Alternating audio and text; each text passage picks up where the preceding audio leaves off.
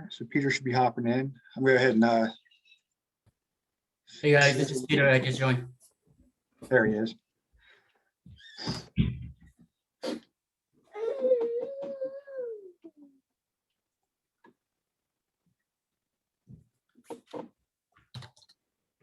All right, so what I'm sharing with you is actually the brainchild of Peter. The gentleman just appeared. He created a VA breaking into cyber data call, right? Back then, it was obviously before COVID, before a lot of different things, because you have a lot of reservists out there that are in IT, civilian side, or in the military, doing reserves, maybe supply, logistics type operations, trying to get into IT.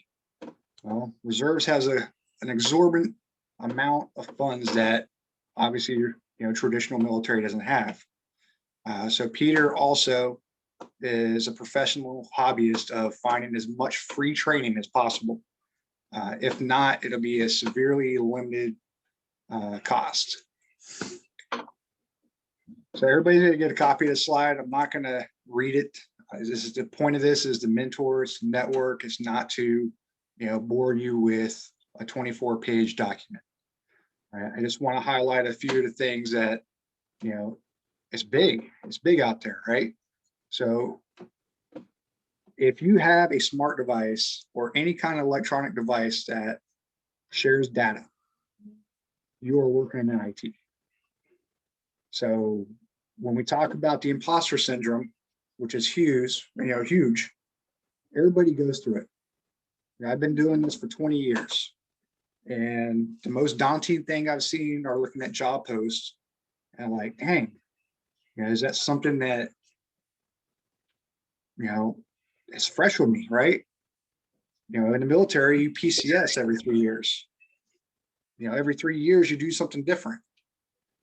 The benefit is we get exposed. We had to expose to the foundational footprint of each role. A job post might say you need 3 to 5 years of PCAP analysis, something like that, right? Well, it doesn't matter if it was 9 years ago. Did you have roughly a 3-year period in your career where you may have done PCAP? Yes. All right. Buttons checked, right? You just had to prove to them when you get to that interview process that you're still familiar with it, right? They don't want somebody that's going to come in and just destroy them because they won't have any ability to hire anybody else. You're going to be too marketable. So IT operations, IT security. So I like this IT security, aka cybersecurity, because it brings a lot of heated debates. You have entry-level cybersecurity. They say security plus is entry-level cybersecurity. Some people don't agree with that, right? Why do I need a cert if I'm trying to get entry-level job that is asking me for all this? Well, you have to understand certain hiring managers, they do it right and they follow NIST standards. The cybersecurity workforce framework is a real thing. And it labels, what each role is and the year of expectancy it is for you to have that. So the IT security, aka cybersecurity, you're looking at 4 or 5 years doing information security to consider this, right? And then obviously if they're saying, cybersecurity entry level, they're expecting that you already have some industry knowledge. And we'll talk more about how to bridge that gap, how to break down the wall that may define, if you're in a position where you do, customer service, and you don't have the ability to touch a network. We're going to talk about labs and why that's crucial. Like Maranda can absolutely talk on that. Peter can absolutely talk on that. Adam can absolutely talk on that. Jay can talk on it. Jay's got one right now just for learning FortiGate, and he's loving it. He's geeking out. Marine turning into a geek. So, you know, career paths continued. I mean, this is the big one now.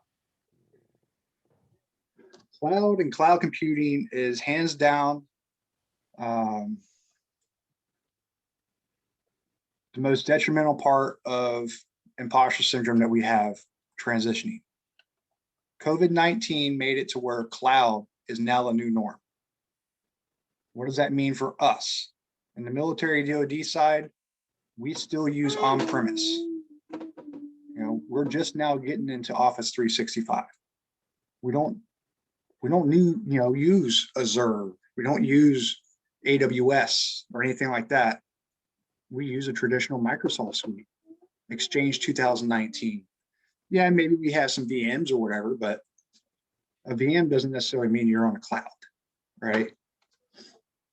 So Microsoft seeing this, right? I may inject here. Yeah. So with the cloud computing and Office 365, and I'm speaking from a Microsoft employee perspective here, it's getting up there, right? Office 365 and Azure is now FedRAMP certified. So you're gonna start seeing a lot of government agencies starting to come on these bandwagon, right? I'm seeing some of the higher cleared engagement that I'm dealing with the DoD that are actually hopping on the Office 365 bandwagon. You're gonna see, so Amazon already have their own AWS Gov Cloud, right? Azure is getting up there too. So you're gonna start seeing cloud computing, Azure availability for clear network, as we say, like SIPR. I'm not sure about JWICs, but definitely you're gonna start seeing more and more of these cloud computing coming on board for government, both government and DoD.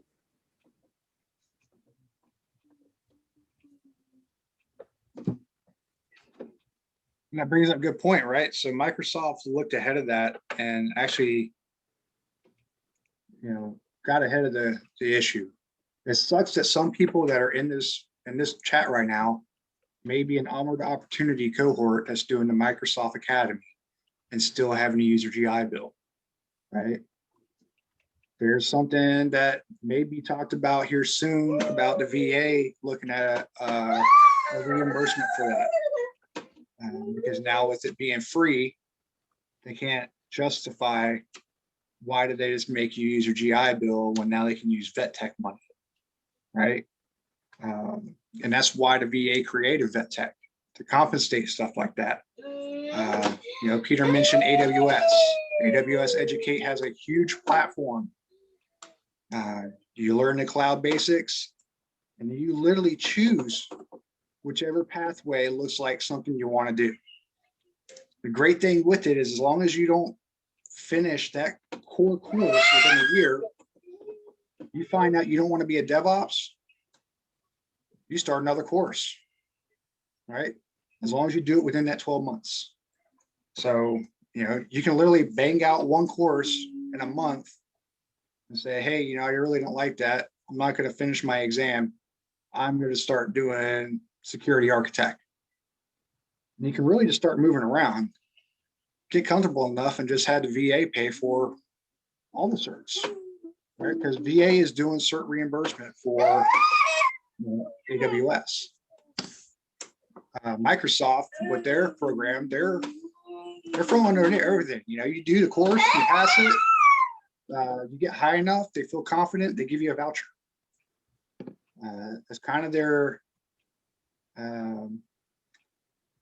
counter partner with how they do the cloud challenge, you know, the Ignite challenge that Microsoft has. If you haven't done those, you definitely should look at them, because a lot of those are real world application solutions that they're questioning you on.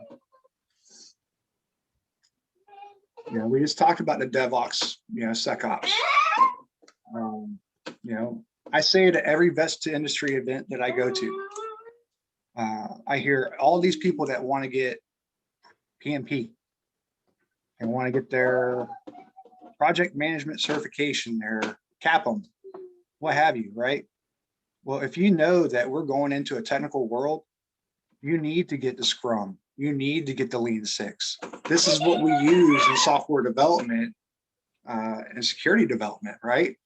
The Lean, you know, if you can get your yellow belt, which I believe Jai has a way you can get a free yellow belt,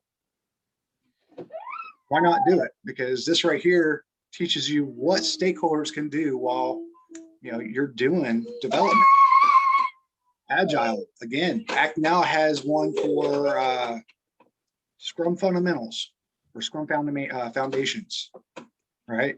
So you can learn the waterfall techniques. You can learn the spiral technique to where, you know, when you get into an organization that's dealing with DevOps, you can go with it.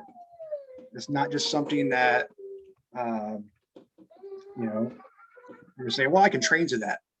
Employers don't want to train you. They're expecting you to come in, you're military, you have the ethic and background to train yourself. We want you to put that ethic, so, you know, in place to where others follow and emulate you. You know, they want you to be able to laterally move. They don't want you to be a stagnant person. They know you, you know, I've been in IT for 20 years. Well, great. I just got an opening for a cybersecurity analyst. You want to come try it out? Yeah, they love lateral moves inside the private sector. You know, we talked about this a little bit in a career progression when we talk about IT security, and cybersecurity, right? They canned it. What's that? They canned it from another bird. I can't think of it right now.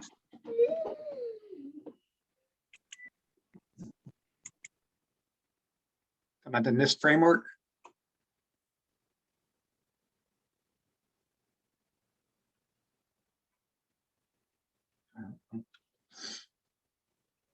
But, you know, obviously this is all designed around, you know, pick your own flavor.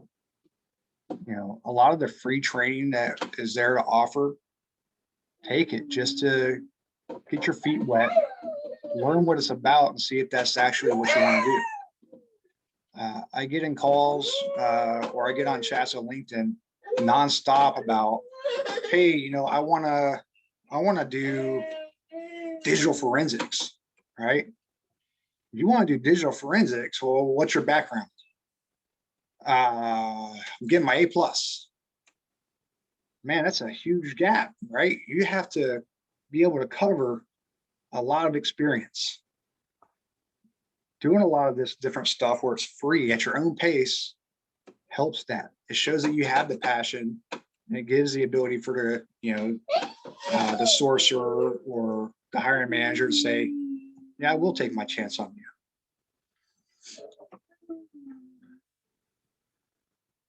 So again, proponent of free training. Udemy, you got to pick or choose, right? So Udemy, you either have some that are super technical and they will talk you to death. You have some that are,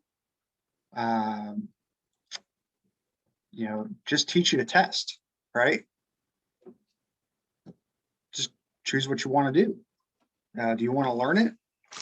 Hopefully you want to learn it, because I tell you right now, a lot of the interviews have technical questions that you're going to be put in a situation where you have to solve based on a solution that you say you know. You know, there's a lot of boot camps out there. Yeah, $3,500. I'm going to teach you how to take a CompTIA test. Right? I'm not going to teach you how to be a security expert, because I'm expecting that when you came to this boot camp, you already had a base knowledge of it. So what a lot of people are seeing is you have paper ninjas out there that take these boot camps. They go on to pass for sures and stuff like that. consistently practice the test. And then when they get to the interview, they're like, hey, what's the difference between a threat, a vulnerability, and a risk? And they're blah. I mean, it happens. I had a contractor come in from khaki. Same concept. He was a gunner's mate that decided he wanted to be in IT and claimed that he had all this background with Linux and stuff like that. And then when we gave him a scenario, he couldn't answer it. Like, well, he says right here, you got Linux Plus. I'm asking you a standard, sysadmin question of, hey, I need to make a directory and change permissions to a group. And they couldn't answer it. So you have different boot camps, obviously, the New Horizon, the Quick Start, the InfoSec. Now, I'm not going to talk about the colleges. There's so many colleges now that are offering certifications at the same time you do your degree plan. You just have to pick and choose which ones are good for you. We talked about the Microsoft Azure, right? So Peter can talk about this. I know this is done and over with, right, Pete? The $200 cloud computing. What's that? The Pluralsight $200 So credit. this is different than the Pluralsight. So his thing is, if anyone is interested in learning Azure, you can sign up for an account on Pluralsight. And right now, Microsoft is partnering with Pluralsight to provide Azure training for free for anyone who's interested. You just gotta Google it up. And then on top of that, there's something that just came out a few months ago that's super helpful. Is if you go on Microsoft Learn, right? Just Google Microsoft Learn, and it's gonna show you a path. So if you say MS Learn, if you Google MS Learn Azure 104, which is the Azure administrative course, right? It'll show you the link, right? And it will have the in classroom training, which is like a boot camp, cost you money, right? Or you can go the online training version of it, which is provided by Microsoft. You see the step-by-step process on how to build everything out, right? And the lab is a sandbox, so it's completely free to you guys.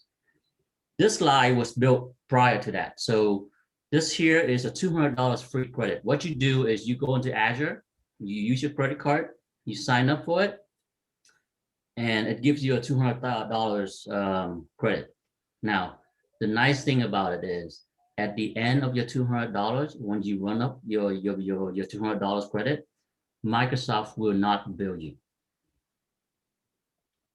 Yeah, you have to finish the course though, right? You don't have to. Let's say you build your labs and you forget about it, right?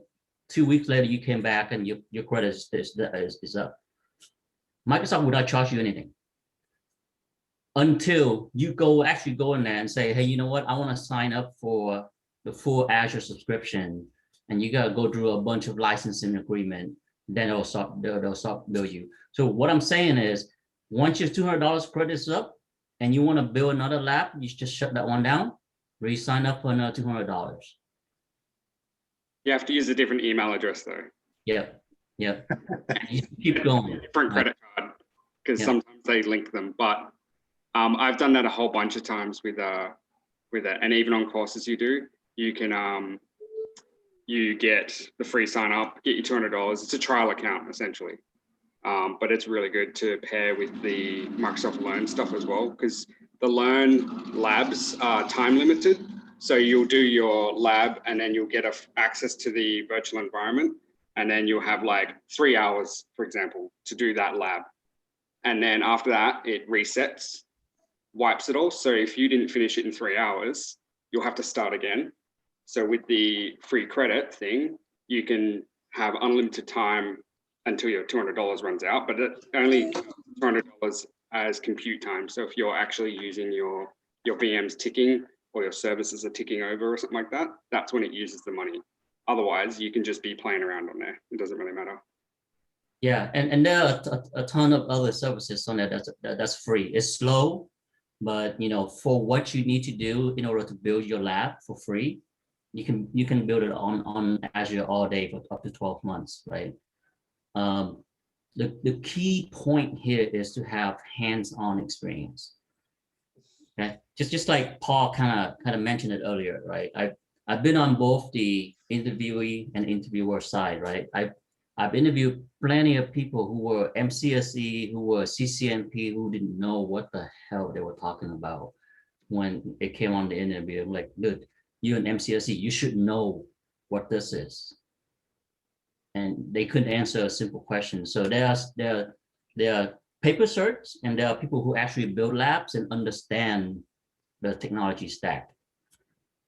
It's very important that you learn that hands-on experience, even if it's just in a home lab, right?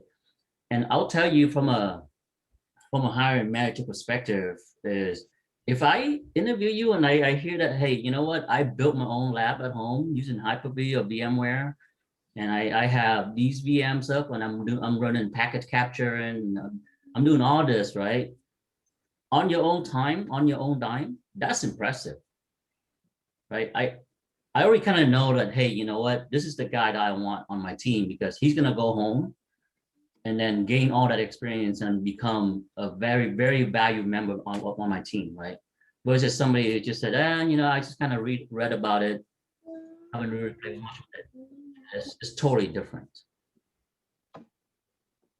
Yep. You got a question, Justice?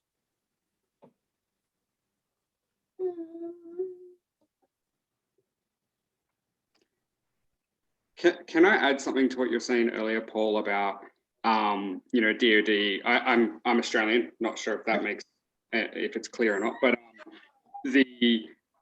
the fact is that if you're using VMs and you're using it in a high cluster environment, or you're using it just in small amounts or whatever, that still gives you a really good understanding of being able to separate physical on-prem servers to having one server with all your VMs and managing that, and then just having it on your computer screen and it being offsite. It gives you so much more of an understanding on how cloud computing and all the cloud stuff works. So don't be afraid that if you're only using VMs, you're not going to understand the cloud. It's already there. You are just holding your own private cloud.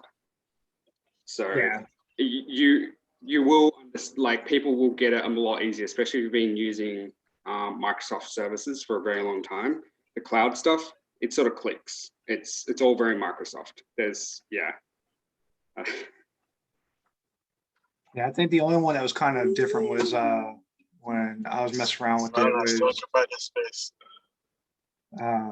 AWS. You know, because Lambda is definitely, it's a whole different beast. A whole different beast. So we got John and Matt are having sound issues on their end. Anybody else having sound issues? I'm okay with sound. It's Justice. Looks like I heard him just a moment ago.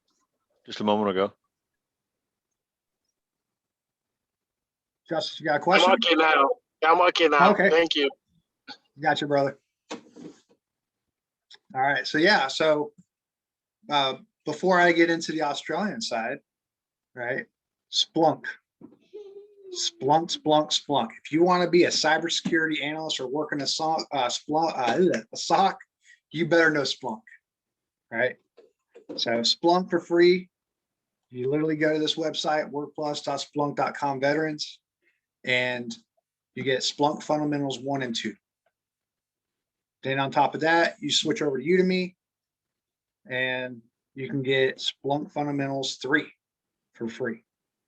When you combine all those together, you have enough training and education to go out and take the Splunk certified admin test, right? A Splunk certified admin, those are hard to find nowadays because nobody wants to take the test. I don't want to take the test because I don't want to have an expiration date on a cert when I'm not maintaining dashboards and reports when, you know, it's required for me to maintain my CEs. You know, I talked about a few of these with everybody personally. You know, Safari, this is obviously the O'Reilly book. You know, military, you got a military OneSource, look at the MWR digital library, sign up for O'Reilly. O'Reilly on the actual back of the books, like for me, CISSP, I have a code to where I can get CC Cure for free, right? It's the same code that everybody else uses because it's the same book. It's just a digital print, but you get the ability to use it, right? And you know, let's say you've already transitioned out, you don't have your .mil or you don't have an IDB account. As long as you have an education account, you can still take advantage of it. Things like 3 months to give you, right? Take advantage of that while you're building up, you know, your IDB. You know, now that DoD is restructuring the IDs again for retirees. Fed VTE produced by Department of Homeland Security. So Department of Homeland Security is, you know, a CISA-based, you know, organization, right? They host a ridiculous amount of free training. A lot of it is internal to Department of Homeland Security, like CDL, CLC type stuff, SAS. But they also have stuff like ethical hacker, cybersecurity analysts, Security Plus. Well, they don't have Security Plus right now because they're updating it to 601. But you know, you sign up your .mil account, or again, if you don't have a .mil account anymore, ID me.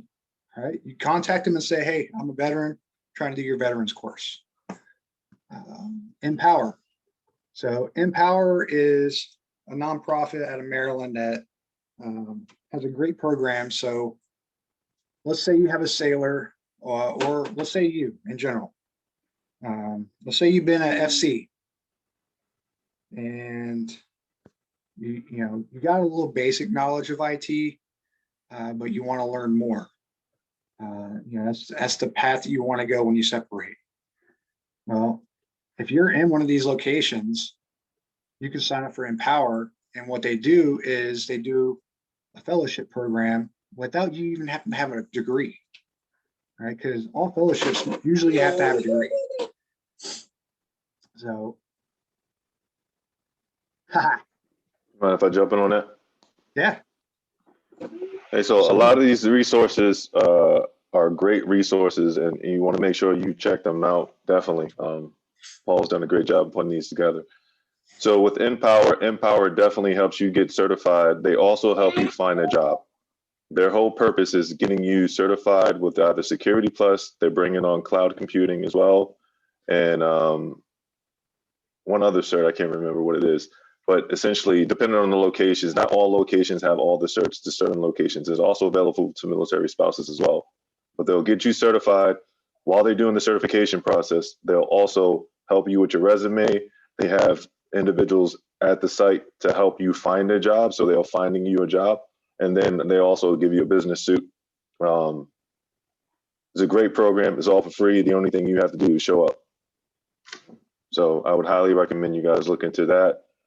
And then also for the links that we were talking about earlier with the Microsoft, they have a March 30th, 30-day challenge where you can get all the vouchers and the exams for free and the labs for free. And I posted it in the chat section. So all this stuff you can find on Ag Now Education. We post it. So if you're interested, but definitely use this resource. I like the way Paul has laid it out. Definitely utilize this resource. It'll be help you for your career if you're interested in trying to knock out, some certifications. Do not pay for anything. I'm telling you, do not pay for anything. There's free stuff everywhere. So do not pay for any resource. If you're looking for something, you can't find it, hit me up. I'll be able to find it. Okay. And if you've done a vets industry already, then you know about Apprenti. I'm not going to beat Apprenti to death, because they do a lot, from whatever side of you want to go. If you want to go be a mechanic, they will find you somewhere where you can go be a mechanic. Not like Alex, who wants to be a space scientist, right? So I don't think they can help him with that. Vet Tech, we mentioned that earlier, right? Look at Vet Tech. So Vet Tech requires you have at least $1 left of your Montgomery GI Bill, right? Only $1. It just shows that you're still within that window, because like your GI Bill expires, right? They want to know that based on attrition of knowledge, if you don't use your GI Bill in a certain time, we don't want to pay for something because you might not even have the aptitude to learn distance learning or something like that. So you would have to go traditional. But loads of programs, right? If there's a boot camp out there that offers labs, course material, books, sims, Tech can get you money for it. Some of the programs that Tech offers is a job placement where if you want to go and get a master level certification, let's say like CISSP or something like that, they'll send you to the school. They won't pay the school until that school finds you employment. Sir, could I ask a question here? Because my education benefits. So I didn't know, I did MGIB and I did 39 months of that. So they told me at the representative's office there at the university, says, you're done. I'm like, okay, thanks. I got my degree. I moved on. 15 years later, somebody tells me, hey, you should check it out. I check it out in June of 2020. My benefits expire August 2020. I try to contact the Veterans Affairs Education Office. I get a Mr. Vernon. He's one of the ex VA lawyers that used to work there. He gets in contact with some miscontacts in DC. Can't do nothing. It's the law. So because I fell in between that time of not having post 9/11 and having used the MGI Bill and not having the forever GI Bill, I'm like in that little weird spot where I don't get to retain those post 9/11. So I lost them August 20th, 2020. So that's something that people need to think about also where they fall in that, because you have to have one day to do the vet tech. If you don't have one day, you're not going to get it. For everyone, I highly recommend, if you have any days left on your GI Bill, switch it over to Voc Rehab if you have 30% disability. It's way more funding. It's a better opportunity for you, and you can take advantage of more education. So Voc Rehab is a chapter 31. You're switching your chapter 33, your GI Bill, to Voc Rehab chapter 31, and it provides you with, to just give an example, if you have a day left, it'll give you 12 more months of education for free. So highly recommend you guys utilize that and look into it. But you do have to have 30% disability rating to qualify for it. But that's how people get law degrees and doctor's degrees, because you're not going to get that on GI Bill. You can't afford it. But with the Voc Rehab, you can.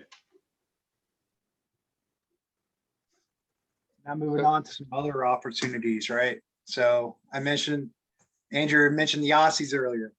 With you, with me. I cannot talk about this enough. Hands down, one of the most beneficial courses that I signed up for. The reason why I'm signing up for courses like this, right, is it silly doing fundamental courses? Okay, maybe, right? Maybe. But you can recondition yourself, and when you have this knowledge and you're like, man, I really knocked that course out out the park, right? I was doubting myself for applying for this job, right? But with you, with me also has a lot of counterparts in the States, a lot of counterparts in Canada. They have a few French. I think there was maybe a couple Kiwis that were in the group. Can't remember. But I mean, they're growing, right? So when you think of cyber, in the States, we are behind the curve on cyber knowledge, right? Cyber knowledge, not people, but knowledge doing the work. When you look at Australia, they're lacking on personnel, right? You don't ever really hear a lot of cyber incidences happen in Australia. It's because they truly, train their professionals. When you talk about Europe and places like Australia, they use Crest. press is phenomenal. But we can't get funding for it because GI Bill and Vet Tech will only pay for something that is locally founded in the US, right? So, get a lot of people say, hey man, can I get some help with trying to get Vet Tech paying for my OSCP? Everybody's on this OSCP pen test kick, right? It's a new cert. New cert has no validity yet. Kali Linux was a pen test cert at one time. Everybody and their brother got it. It had no value. No value. Why? Because the test was already out in the wild. Hackers like to share. It's a known fact. We're going to help each other out because, at the end of the day, our competitions that we do are usually doing CTFs. And that's how we challenge each other to say who's the best. Andrew, can you talk to us a little bit about it with me? So I'm not a spokesperson for them, but highly rate them. Obviously, as an Australian, I rate these guys. They're all ex-military, a couple of civvies that have jumped in on the platform as well. But they're trying to push more into the US market. They've really got a good foot into the Canadians, as the actual Canadian military are bringing them into their circle kind of thing. And they're helping them push their digital platform more. But yeah, they're definitely looking for more American side. They're currently grouped with 7 Eagle here in the US, and they put some jobs up occasionally, but they're really looking for people who can either help with training or help with getting into the US market more. So if anyone's interested, yeah, you can go over to withme.com and check them out. And yeah, the course is great. The new platform should be fantastic as what someone The mentioned. new platform should have the Microsoft on it as well. Yeah, they're It's launched. with Microsoft as well. So they're doing some boot camp type stuff with that, which will get you certified and stuff like that. But yeah, it's a great start to that kind of stuff for Australia, because our Veterans Affairs in Australia is very different to the US one. And you definitely don't get as much aftercare in terms of education and stuff in the Australian military as you do with the US. We don't have GI Bills. I think I got told I can spend $1,000 if I want to within 12 months for further education after I left. But yeah, I talked with Rebecca and Seth for a while. So with me is so far ahead of other people like Range Force and places like that with outreach. Is ridiculous. Range Force, you're going to go on there and you say you want to do their SOC challenge and learn how to be a security analyst. They're going to say, hey, I'm going to give you a sales pitch. It costs $1,500 to get a 1-year trial with us. And we're going to knock it down to $250 for you. Well, you have to buy it today. All right. That's not the case with something like With You With Me. With You With Me, when you go through the cybersecurity analyst portion, you knock out the IT fundamentals, you knock out the networking fundamentals, the Linux fundamentals. Once you accomplish that path, you can join one of the alums, and a lot of the alums and With You With Me have their own cyber ranges built, right? We have some Australian alums that are actually participating in the Fortinet, NSE4 certification. But the biggest thing that I like, that I advocate is you get a lot of free resources with You With Me. Let's say that you're weak, you never touched a router, right? You want to build your home lab and you want to have a router, right? Because you want to show that you can maintain an enterprise network. Through their course, you get a router sim that you can download and use as your own. You can load it in a VM and you can start mapping all your VMs together. You can download a copy of Microsoft Server trial or developer, mess around with it, create your own Active Directory, and start going to town. All right. So these are why I like looking at, training outside the box of, I want to go pay for this Linux class or something like that. Because a lot of the free training is better, right? The last thing I'll talk about with me is for military veterans and military family. They don't care if it's your extended family. You don't like your in-laws or whatever, but you still know that this person wants to get into, IT. Pass them their way. All they got to do is register and say that they have a military service member as a family member, and they can do it for free as well. And then signing up, you get access to all these job boards. They just released one that was for the US, looking for a software engineer. And they were going to work in DC at the Federal Library. This usually means that, it's really about to take off statewide side, right? So when you start talking about the Congressional Library and branching out, it's about to be a history changer.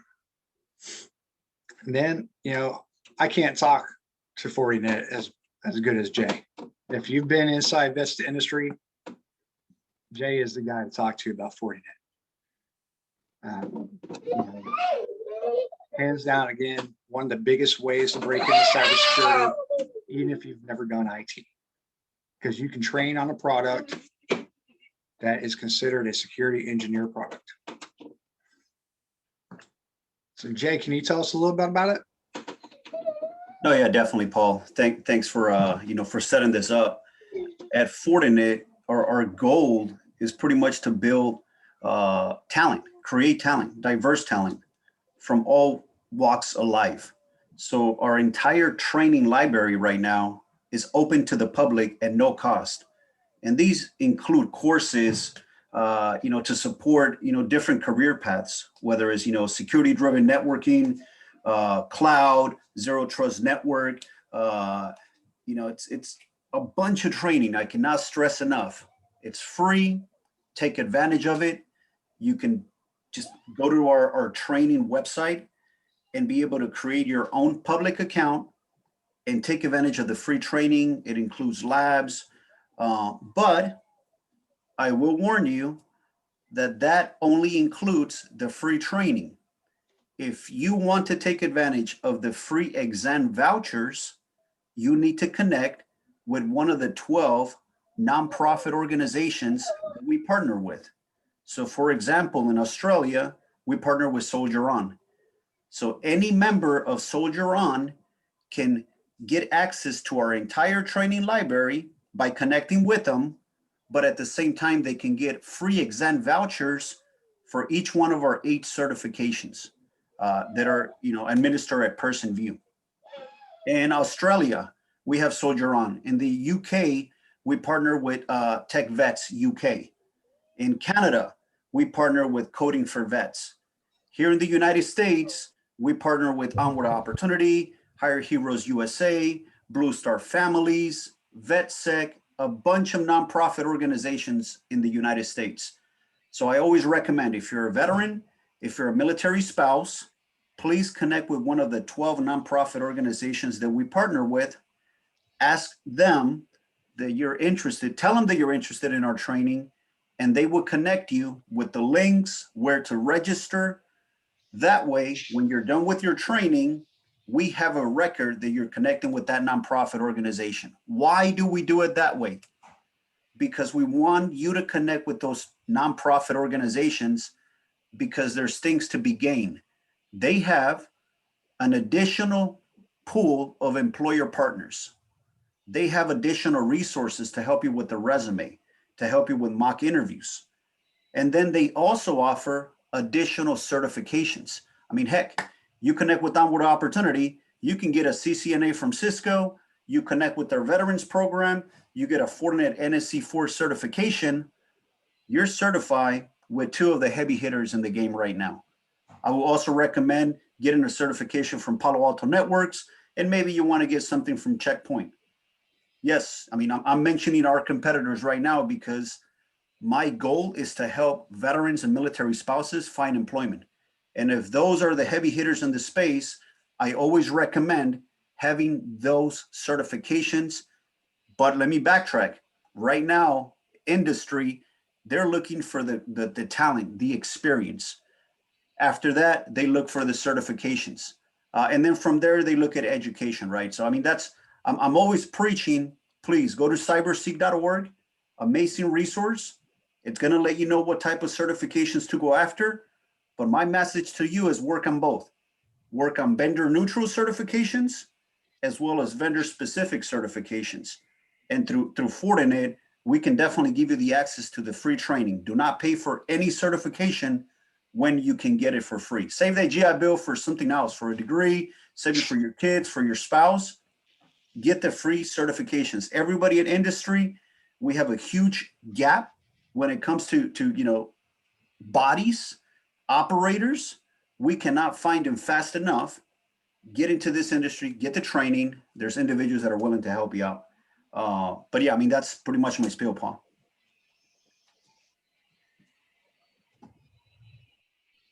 That's a good. Paul, can I say something real quick again also? Is it okay if I say something? Last thing I'm going to say. I want to thank Mr. Jay Garcia and Fortinet because I just got accepted to the veterans program there with them this last Monday. Nice. Awesome, Paul. Take advantage of all the training. Battle record played off.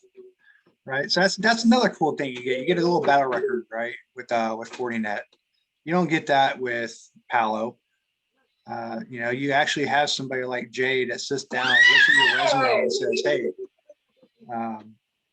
we're going to rewrite we're going to help rewrite your resume based on now you have this education. So you can say, I want to start into security engineering.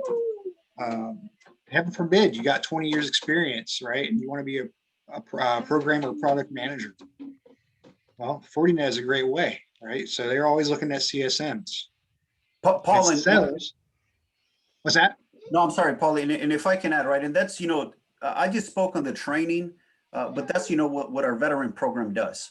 From our veterans program, we do offer resources to connect individuals with employment opportunities at Fortinet. Fortinet is comprised of 13% veterans in the United States, but we understand that we cannot hire every veteran. So then what we do is those veterans, candidates, part of the program that cannot get a job at Fortinet, we push those battle cards as a visual resume. We push it out to right now over 300 in different organizations, all the way from your, I think Mantech gets those battle cards, to Booz Allen, to Verizon, your telecoms, AT&T, Sprint, to your MSSPs, Oracle, Leidos, everybody, the BAE systems, the Khaki Internationals, the Jacobs, right? So they get your battle cards. Right now, we can always, agree, I guess, to disagree, but you're going to find a job from the network. So that's what we try to create. We try to create a network where I send battle cards to Jacobs. Heck, they hired 2 guys, I think in the month of January or February. They're at Jacobs, right? We send them over to Khaki International. They're hiring individuals, or Verizon, right? Why are they hiring these candidates? Well, because they're getting these candidates from their security vendor. They know that it's somebody that's already been vetted, somebody that's got some knowledge on the products that those companies are using, and we do it all for free. So I think, that speaks a lot to what Fortinet is trying to do to bridge the skills gap. And, it's one of the best companies out there, right? We're always going to say that, right? Somebody from Cisco is going to say the same thing. Somebody from Palo is going to say the same thing.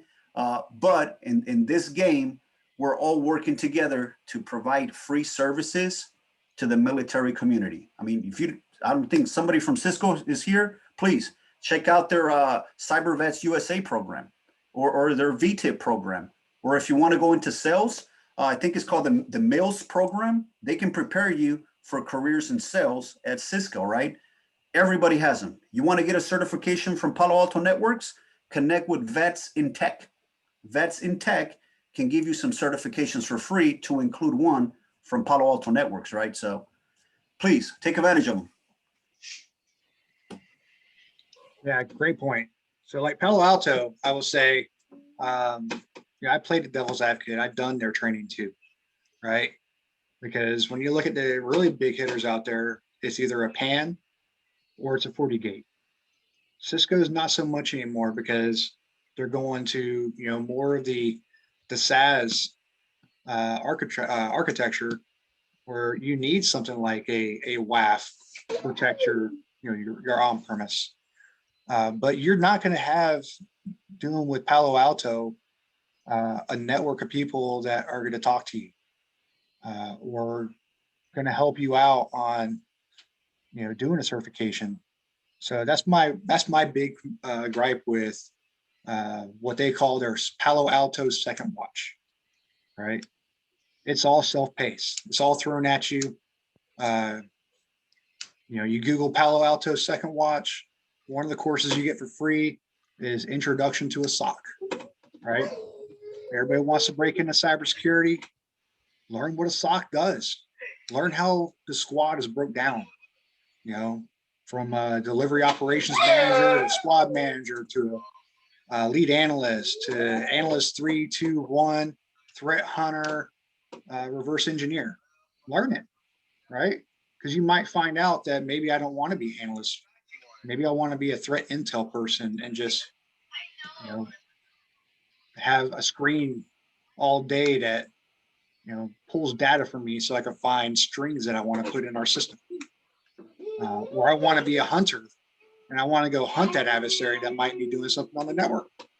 You never know. There's just so much out there. It's ridiculous. I'm working tonight. I wasn't going to, but Jeremiah, hot mic. I really want to hack this Active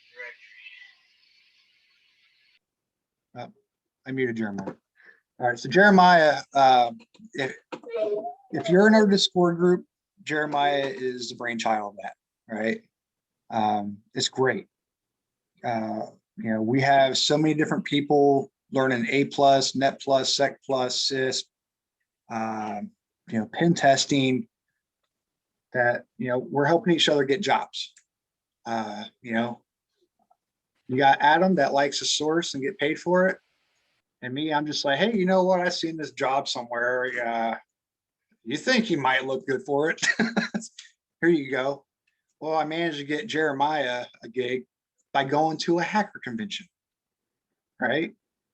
Sign up. While these conventions are all virtual, sign up for as many as you can. I can't, explain the gravity of that. Cactus Con is in Arizona, and I got into it for free, and I've made several connections where I've been able to help people that, hell, I got somebody that's in Ontario, Canada, that I was able to help get a gig, because I was able to find somebody to sit down and say, hey, I source for this company, what do you got in your area?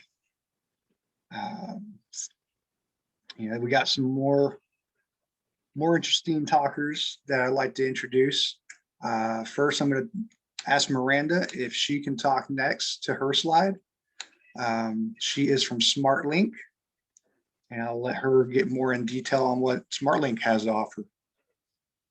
Hi, Paul, and hi, everyone. Thanks for having me today. This is a great group. It's been very informational, so I appreciate that. I don't have a whole lot to share, but I did create this sheet, and I'll share it in the group chat as well. But SmartLink, we are an IT staffing agency based out of Annapolis, Maryland. And a lot of the positions that we support have to do with SOC analysts and various IT security roles.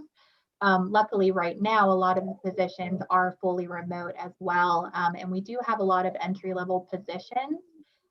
So I have provided a link to our website at the bottom that just kind of provides more information about what we do. But we definitely are relationship driven. We like connecting with various people and just trying to help people find jobs. So feel free to share your resume. I'll be happy to reach out and do anything I can to help and, and help try and find you a position. Now, when you talk about Julie and Miranda, they know the business, right? Don't don't be a 2-year IT thinking that, hey, I want to go for this freaking job. And, they're going to tell you straight up. They don't play the trolls. You got to be able to bring that relationship to them. How can you relate how you do that so I can get you that source? And they might even pre-vet you and say, hey, I may know what some questions that this company might ask you are during the interview. Yeah, we do that a lot. We actually are able to listen to interviews sometimes so we can better prepare our candidates so everyone kind of knows what to expect up front. And we do a really good job of staying in touch with people too. So, if we don't have an opening right now, that doesn't mean that something won't open up next week. So, if we think you're a strong candidate and that, you could be a good fit with one of our clients, we work with a lot of telecom clients as well as government contractors. So we'll definitely stay in touch with you and let you know when something comes along. A lot of your positions that you've had recently have definitely been McAfee SIEM and Splunk SIEM focus, haven't they? Correct. Yes. Splunk, again, I think it was someone mentioned, or I think it was you that mentioned, if you want to work in a SOC, you better learn Splunk. Yeah, I would agree. A lot of our positions are Splunk related, but yes, we do also have a McAfee SIEM opening right now as well.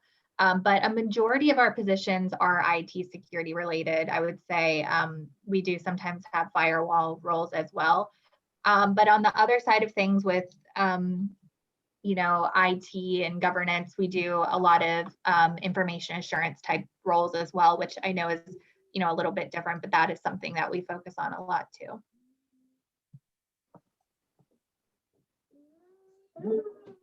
So, Miranda posted her contact information. Everybody posts their contact information. And I can't, explain the importance of, reach out and connect. If you haven't done it yet, if you have 10 people in your LinkedIn connections, use this time, to learn how to craft a personal invite. Because at the end of the day, Adam will tell you, Miranda will tell you, Peter will tell you, everybody will tell you that when you send a personal invite for a position that you're interested in, it shows that you're generally care about the position and you're not just spray and praying.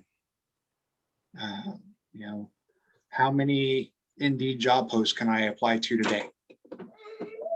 And then I would get someone like Brady down here that does hiring manager, and he's seeing so many people come in that fit the bill, don't fit the bill, have a lot of different gaps, and he can talk to what you're going to be running into, right? So you're breaking from the military and going into a civilian sector. It's drastically different. You have to be prepared for it. So again, I'd like to let Brady talk a little bit. Oh, Jay.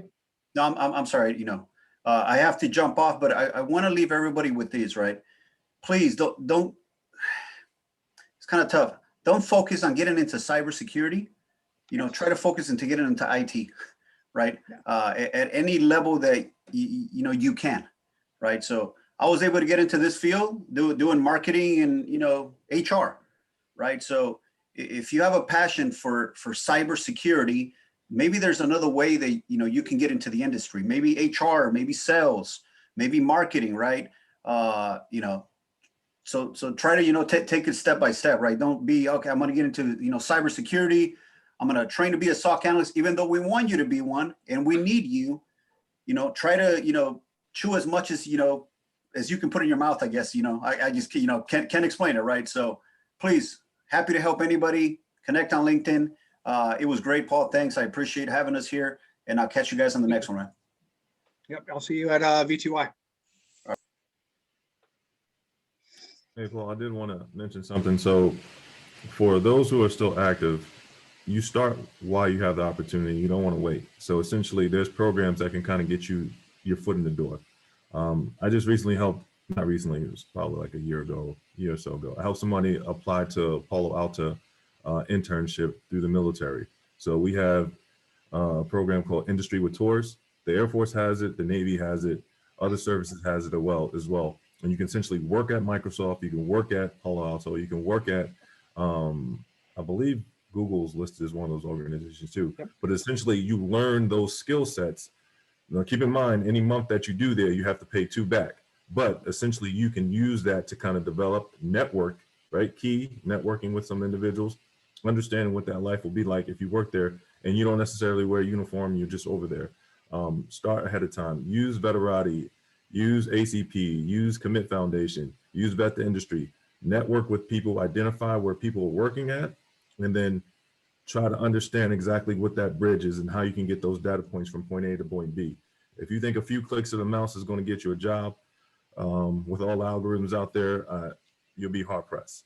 I tell people that's one thing that you have to do, and you have to be well prepared.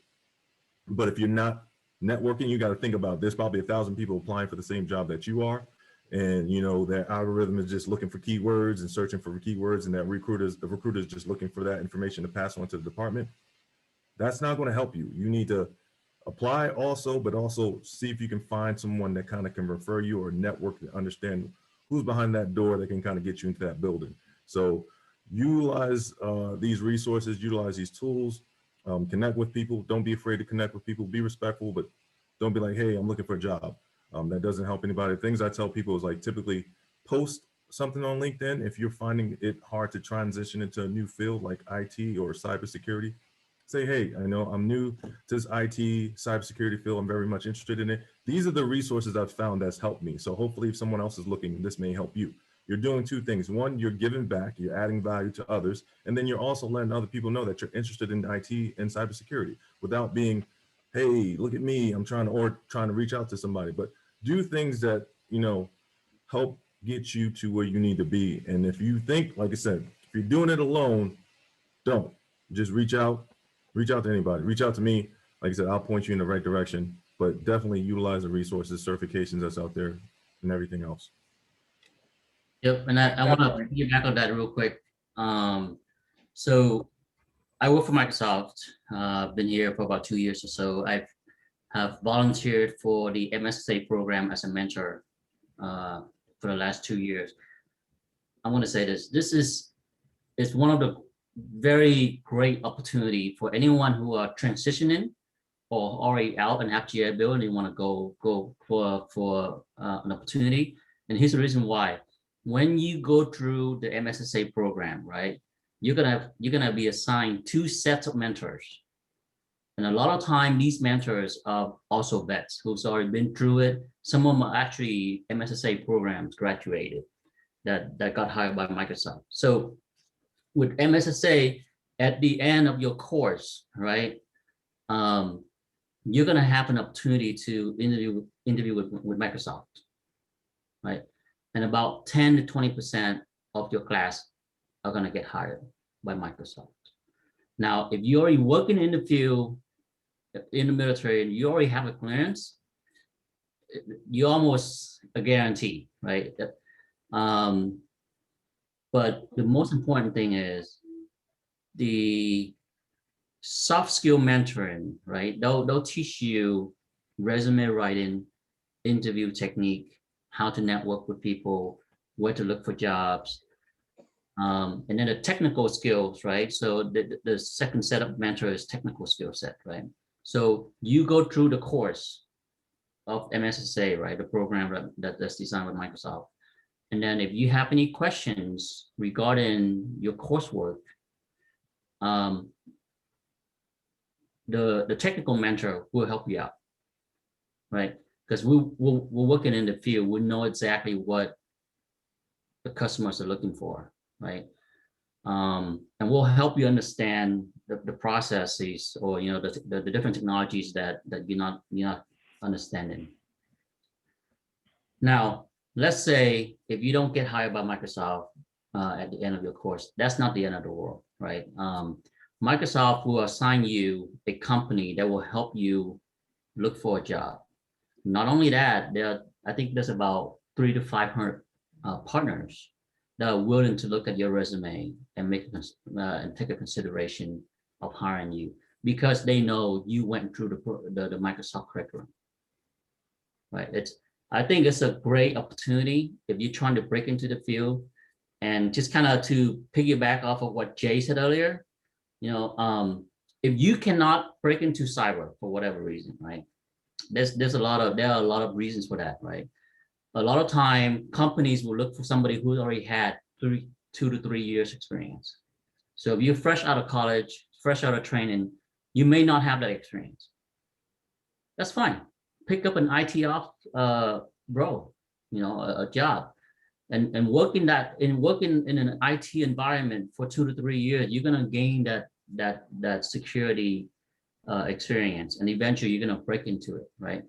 I have a mentee that started out as a help desk, and then within 3 years he got promoted into a senior engineer, system engineer, and then from there he transitioned into cyber. Right? You can make those transitions as long as you don't be so, I guess the word is obsessed with just doing cybersecurity. Right? Don't focus on one thing. Yep. Because, information security, network security, are foundations of cybersecurity. You get lost in the weeds on one area and focus on that one area. You end up shooting yourself in the foot because, well, why do I want to hire you? Because I can do this job great. Awesome, but can you do this? No, I can do this job great. Yeah, that's what I've been training to nonstop. That's what I've been training to only. It's great if you're trying to do a startup. It's important to understand from an IT operations standpoint, right? I always tell all my mentees, this one phrase is, if you cannot understand the operation side of IT, you cannot secure it. You simply cannot secure what you don't understand, is what I'm saying, right? So if you don't thoroughly understand the processes, okay, the IT operations department implementing these technologies, and here are the processes that they have to implement. If you don't understand the challenges that they're facing, as a cybersecurity engineer, you're going to have a very hard time trying to convince somebody to implement something that you need to get implemented, right? So, having that kind of background, if you spend a couple of years in IT ops, could be very helpful for you in your cybersecurity later on too. Can I? The other thing, go ahead. I was because I'm studying for my Security Plus certificate right now, because in Australia it's not really a thing. Most people don't have a hard-on for CompTIA in Australia. But if you've been in the military, especially IT, heavy IT in the military, it doesn't matter what military you're in, get to know your information system security manual, or whatever you want to call it, in your relevant country. Get to know that really well. Get to know the general security manual as well. So physical security, information security, all that stuff that goes with that. Get to know that really well, because that will help you when you get into the industry as well, because you have come from a background of having policy and regulation. Not saying Department of Defense has the greatest manuals for that, but it gives you a very, very good understanding of how to manage and maintain security policies. So then you can apply that to everything else. Because yeah, the Security Plus thing is really frustrating for me. Yes, it is. Hey, Paul, I got a roll, but I dropped the files in there so people can pull those up, take a look at those. It's 12 o'clock almost in the morning over here. I'm in Bahrain, so I got to run take care of some stuff. But please feel free to hit me up if you guys got any questions. Yeah, definitely use all those resources. That's a long list of resources. So pick through it. If you got any suggestions, send them my way and I'll make sure that it gets out as well. You guys have a good one. Look forward to linking up with you guys. All right, have a good one, brother. All right. All right, hey Paul, I'll talk for a minute. I got to get going too, but so I've known Paul for a little while. I just retired from the Navy technically in August after 21 years, but I actually got my job with one of the largest healthcare networks in Tennessee. I think I double dipped for 5 months thanks to COVID, so that was a nice 5 months. So if you can score a job before terminal leave, that's always good. I've done quite a few interviews for our InfoSec team here at Methodist, where I work. I'm the risk manager right now. I will say a couple of points for your resumes. If you put it on your resume, you better be able to talk to it. Absolutely. I will find something on your resume and I will ask you a question. If you can't tell me anything besides my team worked with it, there's no I in there where you have experience with it, pass. I'm going on to the next guy because you can't prove what's on your resume to me. And for us, I'm in Memphis. We don't have a whole large pool. So if you can't prove it, I'm moving on. We're actually starting to move some more of our stuff to remote. So that's opened our door. But your resume is a big deal to me because it's the first look I have at you, and I'm really going to scour that resume. I usually spend about 20 minutes on a resume after my recruiter's gone through it. So the way it looks, what you put in it, and then when it comes down to the interview, I really don't care about your education. I want your experience and your certifications to back up some of your experience. Like everybody said, the 2 to 3 years thing, we just did an interview with a gentleman who's actually internal to the company, but has only been with the help desk for a little bit of time trying to become a security engineer. Well, he doesn't even know how to connect a router to a switch. How are you going to build an engineering solution to protect all of our PHI? He couldn't give us the basics. We're letting him shadow us since he is in the company. But if you were outside trying to get that job, not trying to be mean, but you wasted your time and you wasted our time. So, I have a lot of tips and stuff. Unfortunately, I don't have a lot more time left. So if you guys want to reach out, we can talk one-on-one, email back and forth, whatever. Paul's got my contact info. I'm on my work computer, so I'm not doing too much typing on that right now. But you guys reach out. I'll run you through some of the interview questions that we ask. I hire for security analysts, security architects, security engineers is what we're hiring for right now. So if you guys want any tips and tricks for resume writing and interviews, let me know, and I'll be more than willing to help. Yeah, don't look at it as, he's only talking about his company. Everybody that's talked today, Adam's next, right? We're all here to mentor. I mean, hell, Peter is still a reservist, right? So he's working for Microsoft and he's still a reservist. It's just to pay back. You got to pay it back. All of us have a different pipeline of study that we went down, but having somebody like Brady that can look at you as a hiring manager, hey, if my resume got to you for this, how does it look, right? I mean, how many times did I review your resume, Paul? Why? Yeah. Because I know you couldn't afford me. Yeah. All right, guys, I got to get off and go run my errands, but I'll catch you guys on the next one.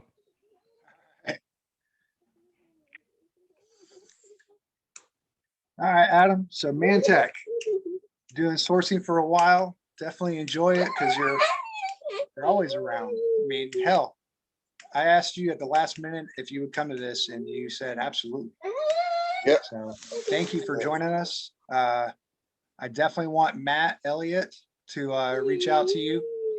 He's got a lot of SOC, both CNO and CND background. Nice. So he's definitely looking for that type of role on the East Coast. There you go. Yeah, we're Mantech's, like Paul said, defense space contractor. We have 1,900 opportunities posted right now, 16 that are cleared. So I have a public trust all the way up to full scope. opportunities. I have a certain set amount of recs that I'm in charge of. A lot of mine are all full scope type opportunities now, so they put me on the hard programs to try to fill.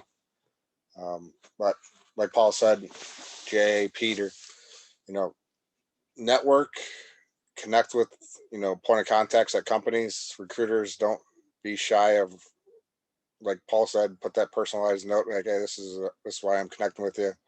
I'm interested in MSA course, connect with Peter and tell him to drop that line, give him a little snippet of your background, try to make it personal, build those connections. Might not pay off right away, but continue to nurture that relationships with people. And it's a lot easier. You get a better return on investment going that route instead of just spending hours on your day if you're unemployed applying to companies, just submitting a resume into a black hole. It's my background was from the Marine Corps. I was a 0311. I was an infantryman, so my caveman skills didn't transfer very far outside the Marine Corps. So I was able to break into recruiting through my platoon commanders that helped create Hire Heroes USA. And there was a veteran organization training up veterans and military spouses for free to be recruiters. So that's how I got into that, because I had what they called communication skills. I still don't understand that, but it works for me. I like to talk to people, and I like to try to learn what they're passionate about doing. And if they're not interested in the stuff that I'm sourcing for, I'll try to connect them to the right opportunity, within my company, or I'll try to reach out to my network and see who has a good point of contacts to kind of direct them towards those opportunities. So, and tons of people will do that for you as long as you, reach out and build those relationships. Like I said, another advice, definitely don't mass produce applications. So if you find multiple roles within a company, Microsoft, CACI, don't just use one resume and apply to multiple job recs. Take your time, pull out the job description, tailor that resume to speak to that set opportunity, and hit the submit button. It's a slower process, but you'll get a better return on investment. There's certain phrases that they're looking for, keywords they're looking for. If you don't have that, you're not going to be looked at. They'll just disqualify you or not even, consider you for the position. So definitely slow down. Definitely speak to people, connect with people. I'm glad to help out, just like anybody, and that's what I'm here for. And a lot of the people that volunteer on this event that Paul put on. So don't be a stranger. Now, resume is huge. I asked a few people to send me their resume, right? I believe Esteban sent me his. Very nice resume. But what you have to understand now in this day and age, your resume goes to a robot, right? Your fancy resume that you upload into an online application, the robot doesn't like that, and it's going to kick it. And you're going to think you got ghosted, or someone's not interested in you, right? Whereas you could take that same exact resume and use a generic bullet format, apply for the same role, and get a call. And then when somebody like Adam or Miranda or Brady or Alex Rhodes, when they reach out to you, that's when you send your nice resume, because now you've had the automated system say that you're a candidate. And that's exactly what the robot system does. 99% of the times, a recruiter asks you for a resume when they reach out to you because they have not read your resume. They just said, hey, this thing popped up in my window and said that you meet candidate requirements. I'm going to talk to you today. All right. So, and this is this is perfect. Like, you know, Adam said, don't tailor just one resume and say that's it, right? Unless it's your functional resume. And, you know, make your functional resume your nice one with the cover letter to where, you know, when him or a hiring manager or a SOC manager, when they reach out to you, you can paint a picture of, you know, what you've done and how you're going to benefit them, right? Because your main resume that you just used for Target already went through the robot, already says, you know, Splunk, Wireshark, PCAP, Windows, Azure, you know, what have you, right? The buzzwords. Hey, Paul, also, people are chatting. So if people don't understand, like, if you don't hear back from, you apply to a position, some positions, you probably have 250 plus candidates applying to a rec. So to think that a recruiter didn't reach back out, you might have applied and that position's already filled. They're just waiting to close it out for that person to start. If you connect with recruiters and build those relationships, you could be like, hey, you know, JD, I applied to this position at Mantech. If you connect with her, and you tell her a rec number, she could check it on the back end and be like, oh yeah, this position's being filled. You know, this position's not funded yet. This position's a proposal effort. Proposal effort is an opportunity that's not funded by the government yet. So if you're waiting on that as your only egg in your basket, you're gonna be waiting a long time. So that's the stuff that if you're connected, build those relationships with recruiters, they could tell you on the back end. So you can have it in your proposal effort in your back pocket, but you keep on moving on. So don't take a heart that if you apply to that dream company you want to work for and you don't hear back, there's plenty of opportunities out there. Don't waste your time. If you get a call back, that's great. If not, keep building those relationships with other companies. There's plenty of opportunities, like everybody said, you know, Peter, they'll gain that experience towards that long game that you're trying to get into. So don't stress it. You know, stay positive. You know, reach out to the mentors and career coaches, and you know, keep directing those positive efforts elsewhere. Yeah, so like Aaron said, Jim, you don't need to go hire a resume writer, right? Because a resume writer might not even be trained in ATS robot. I will share once I find his email address, because there's a lot of companies that do resume building for you. They don't write your resume for you, but they take what you know and make a foundational template and say, hey, here's big, nice, flowery words that companies like to look at. You fill in your gaps of expertise on it, right? You know what certs you have. I'm not going to put your cert on for you, you know, because again, certs are one of those things where I know one of the first people I talked to at Mantech was Judy. It was for I think it was a level 3 pen test gig that I was looking at. And she's like, well, do you have CEH? I was like, no, I had it before. She's like, why didn't you put it on your resume? I was like, because it expired.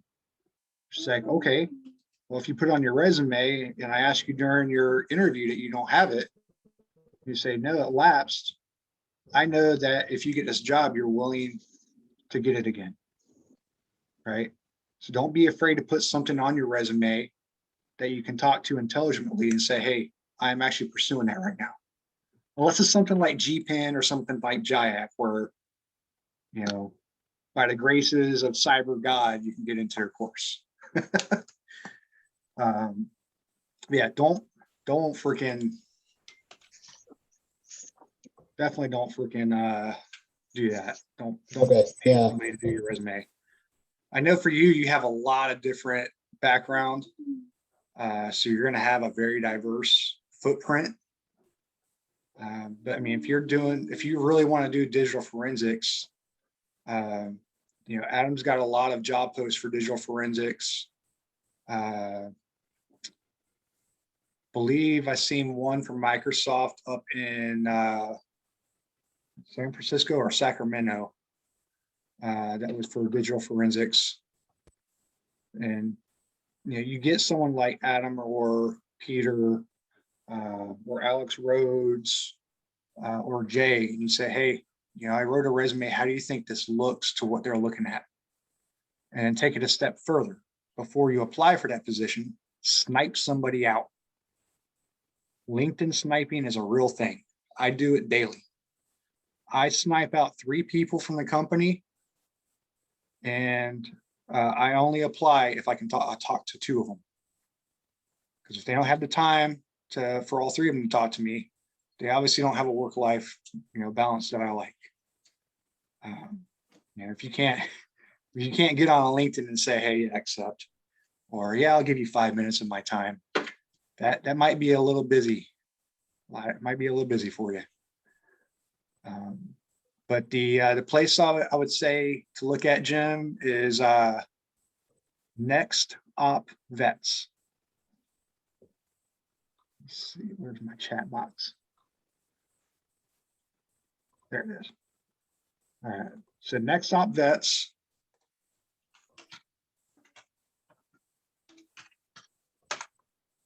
They will help you.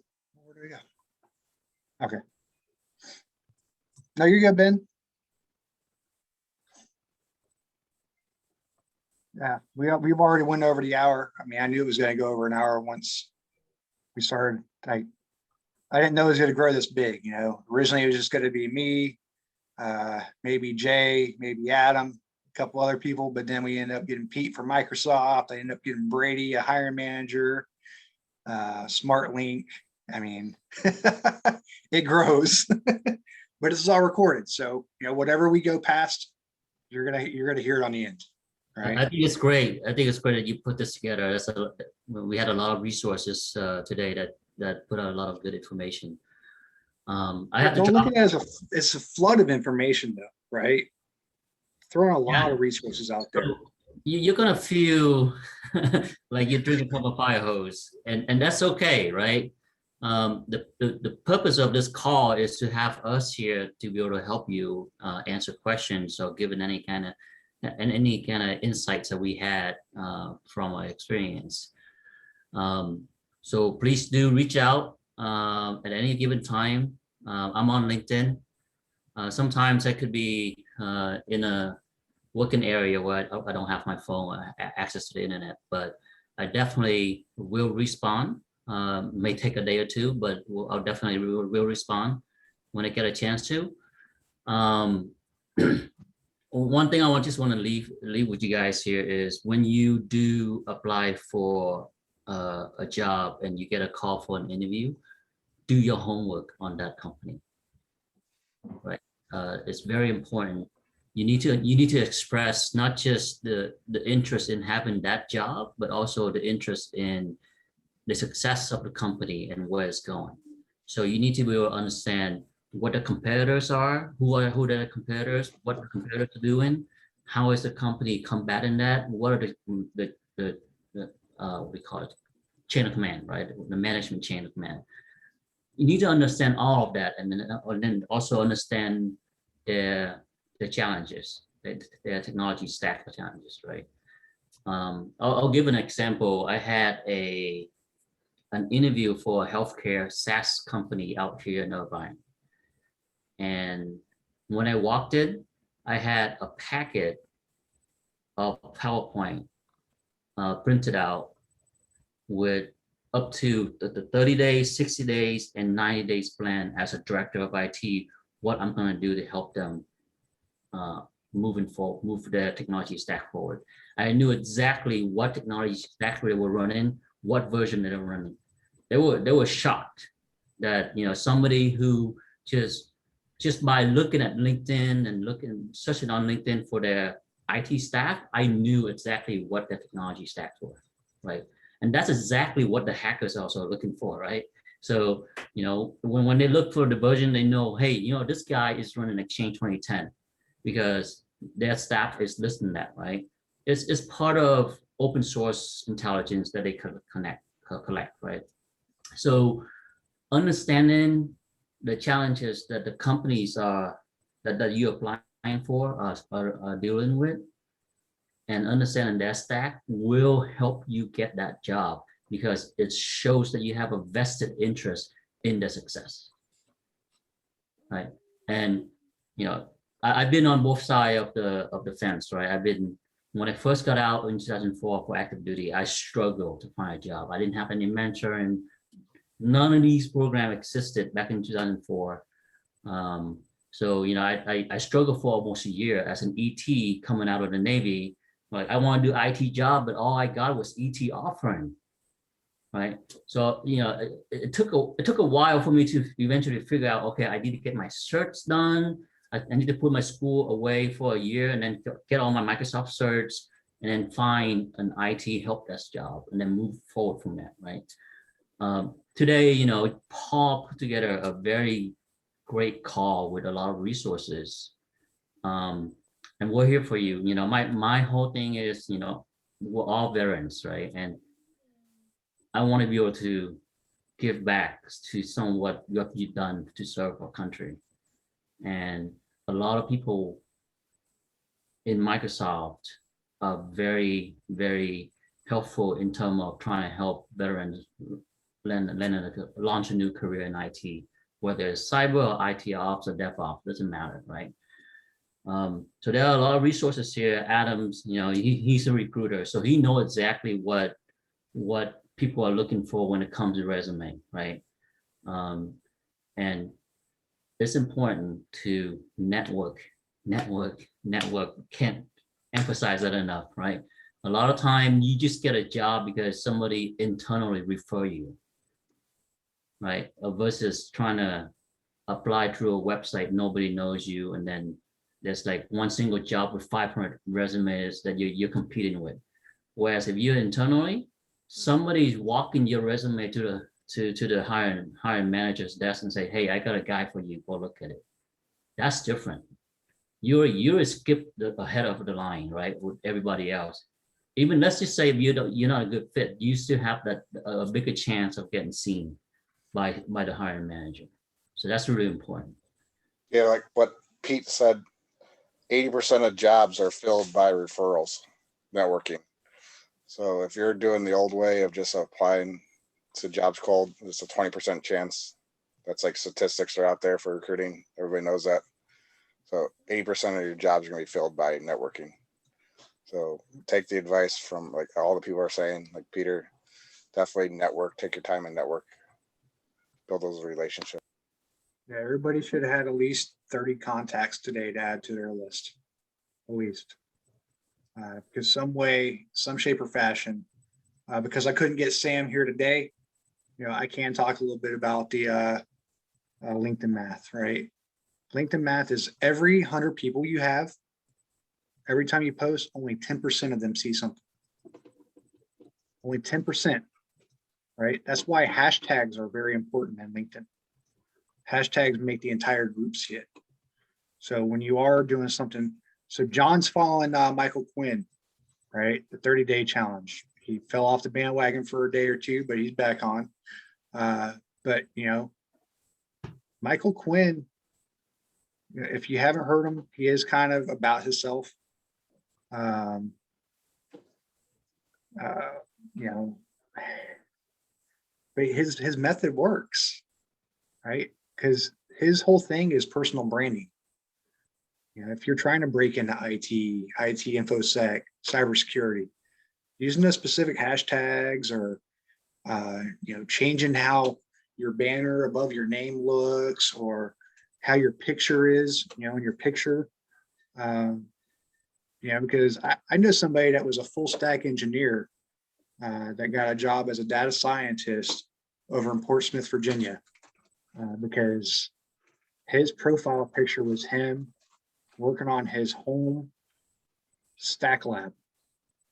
That was his profile picture. I mean, because that's the level of geek that they wanted, right? And that's when you start looking at these companies. You know, you don't want to say that you're military transitioning or you're separating from the military or anything like that, because contrary to belief, there is a lot of people out there that are intimidated by us, that don't like to see military on that title. One of the main reasons is because they're scared we're going to work them out of a job. We're a master at doing jack of all trades. We don't swim in one lane. We swim in multiple. So they get scared, right? And that's the intimidation factor that you bring to them. And then some might not be just military friendly because they don't support the military. But yeah, I mean, it's a huge part. I mentioned LinkedIn sniping because, you reach out to those recruiters that have these job posts. Sometimes LinkedIn and Indeed will actually give you who the sourcer is for that job, who wrote that job, right? And you can really find out if it was written by a person that does the job or somebody that is just an HR and says, hey, I read a book, CISP, Masters in Cybersecurity. Yep. So Paul, like at 3-year entry position. Mantech, we have all our LinkedIn codes. So every job description we create, we have a LinkedIn code. We put in our job description. You'll see on LinkedIn job postings who the actual recruiter is for that point of contact job description. So you could direct message all those questions to that said recruiter. So yeah, Mantech's about 50% veterans that are employed at Mantech. So a lot of veteran friendly resources at Mantech. So definitely a lot of people are out there willing to help for sure. Yeah, Jim had mentioned that he's not an authority on much, right? So he did military, got out, joined the police force. That is actually that's a lot more than what people think. If you're trying to find a state job, talk to Jim. He can tell you how local state government works, right? So he's doing digital forensics, looking for, you're looking for your third career now? So, I mean, he's transitioning from one career to one career. Now he wants to do forensics in another capacity, right? And one thing I want to add too is don't be intimidated by the job description. And the reason why I say that is a lot of time companies will put out everything and anything. So a job description, a lot of time is more of a wish list. It's not, you don't have to hit every single skill set they're asking for, right? And sometimes they can be very, very ridiculous. For example, SharePoint. Let's take SharePoint for example, right? I've seen companies where when SharePoint first came out about 5 years in, right, they're like, hey, we're looking for a SharePoint engineer or a system administrator with at least 8 to 10 years of experience in SharePoint. Dude, SharePoint only even came out 5 years ago, right? So a lot of these companies or hiring managers, sometimes you run into a hiring manager who are very technical because they came from a technical background. But then there are some managers who are very just business oriented. So they don't understand the technology stack. And then HR doesn't help either, right? So you run into a lot of that, right, as you apply. So it's good that if you have to go in and you understand your technology stack and you have to go and you're able to explain to a recruiter and say, hey, I understand that you guys are looking for this with 8.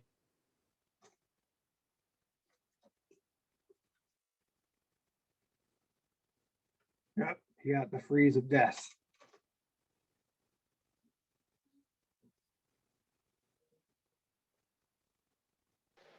Deep thought. Or he's welcoming me something then. Yeah, I mean, you're absolutely right. There are some unicorn posts out there. I want somebody that's an entry-level information security technician that has a CISP. Or, I have to have 5 years in domain. Help desk is not a domain. right? But like we had mentioned before about the labs, you got to get your lab on. So Alex is working on, I think, his second or third lab. What happened, Pete? I am not sure. I think my Zoom crashed. It just relaunched, so sorry about that. It's the Navy background. Yeah, must be. All right. Well, like I said, don't let those job description intimidate you. Just look at it and try to see how much of that can you match in terms of your skill set, and then craft your resume to that job description. Don't just send in any resume. I think Adam kind of hit that earlier, right? Every job that you apply for, your resume should be tailored to that job description. So take your time to write it and rewrite it if need be. One other thing is mock interview. Have somebody who works in the field look at the job description and do a mock interview with you on the phone or through Zoom, doesn't matter, right? Those mock interview is gonna help you prepare for your actual interview when the time comes, and you're gonna find it's very, very, very helpful.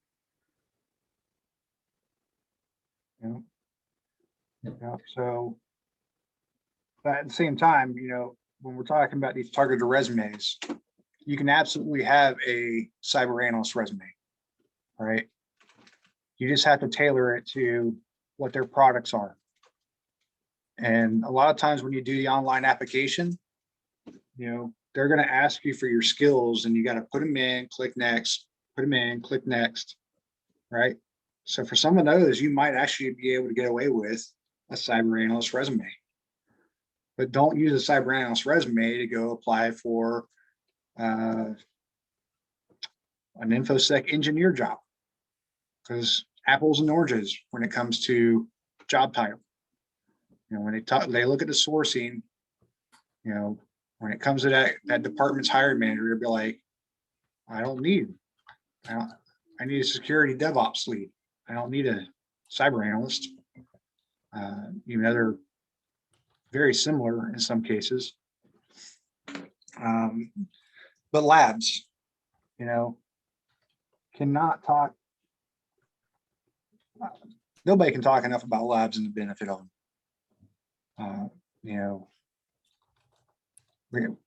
Pete had mentioned the Microsoft one. Alex has one that he built for like $400 or $500, but a lot of it was because he wanted to go, he was doing more with it. He was expanding, right? My lab is a free lab. VirtualBox is free. VirtualBox VMs are free. You can go and download vulnerable VMs off of VulnHub and patch them, and it's free. I mean, they might have a vulnerable 2019 server up there. You can look through, find it, download it, scan patch, and now you have a workable server, right? And now you've been troubleshooting it. You know how to patch it. You know how to scan it. So it gives validity to your skills that you can be a vulnerability technician. But what I do in my lab, totally different than what Alex does, right? So I have a blue team laptop. I have a red team laptop. A blue team laptop, I have my Wireshark. I have my free Splunk and stuff like that, right? So I do all my analysis on one laptop. In this laptop, I have a Windows 2012 server that I've been starting to build an Active Directory on. That way, the 2 to 3 Windows 10s that I have, I can join into my my tree, and I can make my own network. I'm going to do like Alex did. Alex went out and got a Raspberry Pi, loaded Cisco OS on it, And now he can maintain his own Cisco router and firewall, because that's what Cisco can do. OpenWRT. What was that? OpenWRT. There you go. Right. So, but like, again, he took his need of his what he wants to learn a little bit further, and he added a Helk stack. A lot of the stuff out there that the cyber teams are using, there's a lot of free versions of.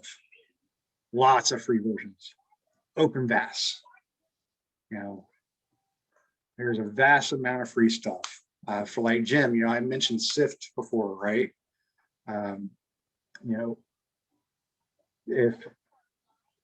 If you're looking for a career break, if you're transitioning, you're on shore duty, or you're on terminal, or you're on skill bridge, what have you, and you have time to do it, sign up for these capture the flag events. Those speak volume too when you sit there during an interview. Hey, I just did I think the one that me and Alex are in right now is the US CyberQuest.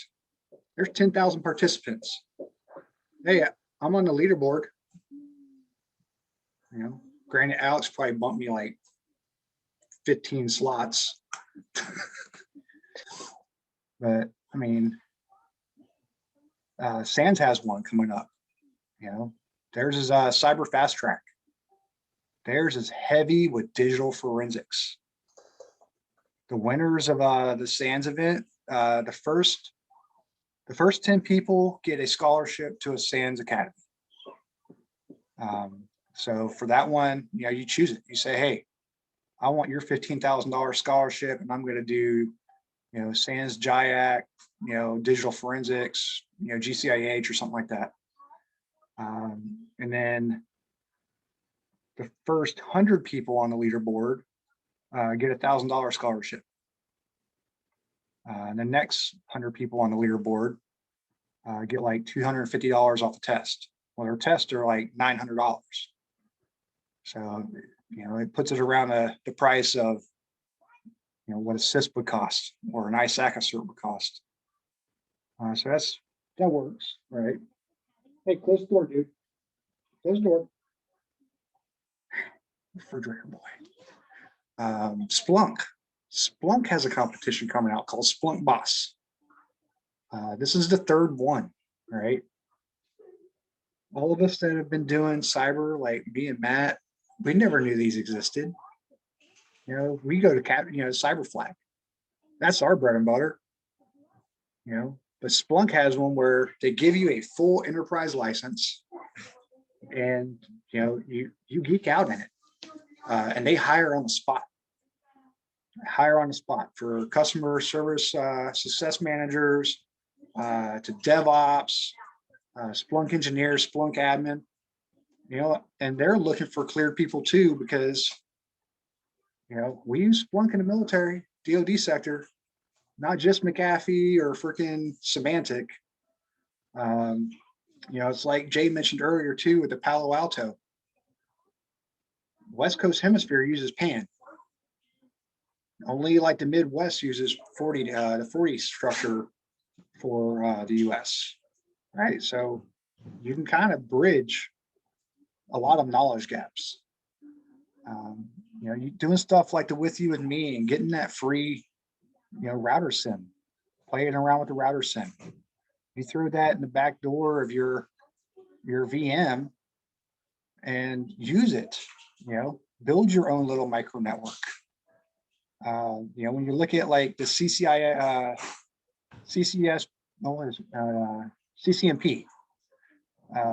you have to connect 1,000 routers together, for that certification.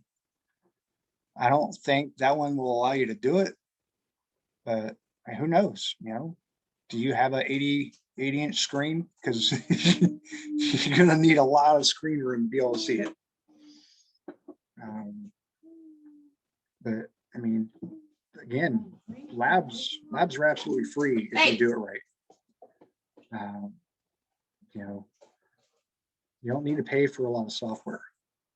I just found out through Alex that they have Helk, which is, we use Elk Stack. Well, Helk is a free variant of it. There's also Rock NSM. Oh, yeah. I can make the screen work.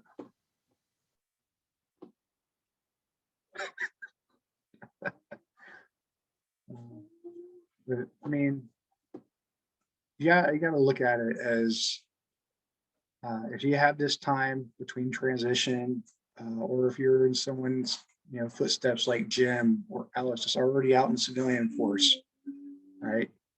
Use these resources to your advantage. Use that SANS one, right? So SANS, you're going to get very intimate with SIFT. SIFT is SANS pride and joy when it comes to digital forensics, because nobody can afford in-case. I don't even think in-case can afford in-case. It's nice to use. What's that? It's nice to use, though. That's what we used in the Army. Well, yeah, we do get in our Freds, but Trying to remember. It was several $1 million for about 200 licenses. Yeah, it was like back when I first used Splunk. I spent $8,000 on a 1 gig ingest for a 4-month mission, and that was for a complete Bravo network. How many IP addresses are in a traditional Bravo network? So for forensics, I would recommend Axiom by Magnet. Came out back in 2017, 2018. Started using that more than in-case right before I retired. A lot better. But again, I mean, so when you look at these events, a lot of them are posted like 3 months prior to them, the lessons learned from the year prior. So last year the SANS one had such an attrition rate that they had to do a walkthrough. So day one, here's what people did wrong. Boom, all the way to day 2, finish, right? The ones like US CyberQuest, those are challenges because they throw stuff at you. Like in this case, it's a PCAP analysis, right? Kind of gave Alex a head start on it with the, hey, I just signed up for this. It's ICS focused, right? SCADA. SCADA is huge. Government sector, a lot of poorly managed systems out there, right? So once I let them know, hey, this is going to be SCADA, you can kind of wrap around your head what kind of ports and stuff you're going to be using, or protocols you're going to be using, right? But I mean, this is, these things are free to do. Try hack me's are free, unless you want to pay for a free or for their $10 a month one. But you don't have to when you can VPN into them and have your attack bots as your own VPN, your own Kali, your own SANS Dark Arc, whatever pen test platform you want to use, right? Because they're going to give you your VPN. That way you're not bogging down their system. Then Hack the Box. Hack the Box has a couple free hours that you can do a week, but they're more of a paid service. But 90% of the stuff you find on Hack the Box is on VulnHub. So VulnHub is literally a repository of vulnerable VMs. 100 to 300 pages of VMs that are vulnerable. Linux, iOS, CentOS, Windows, it has all of them on there. You just got to be able to look for them. And then I got another one for malware, right? So one that I'm trying to use that Alex hates is Cuckoo, right? sandbox. Cuckoo Yeah. sandboxes. If you can get your sandbox up and running, they got websites out there where you can download malware packets and do analysis on malware packets. Some of them are actually, if you can prove that you had a DoD background, because a lot of them are DoD websites, they'll give you APTs, like real APTs. Hey, this is a Dancing Bear APT 28 malware. Get to know it, right? What sites are those? Because I have not heard of that. I would absolutely love that, because I get it in all these military capture flags that happen like maybe twice a year. But if you tell me I can get straight accesses free 99, I would love to look at it. Absolutely, it is.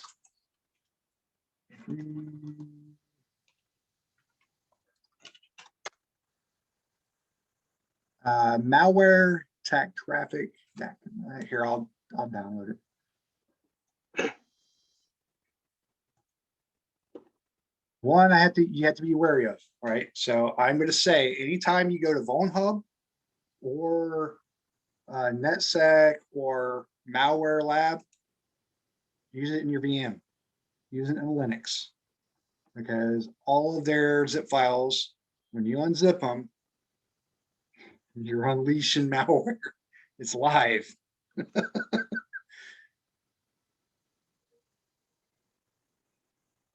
Where'd it go? Ah, there it is. I should hope so, but yes, that is a very good point. Don't want to unzip something from a malware site somewhere you value. All right.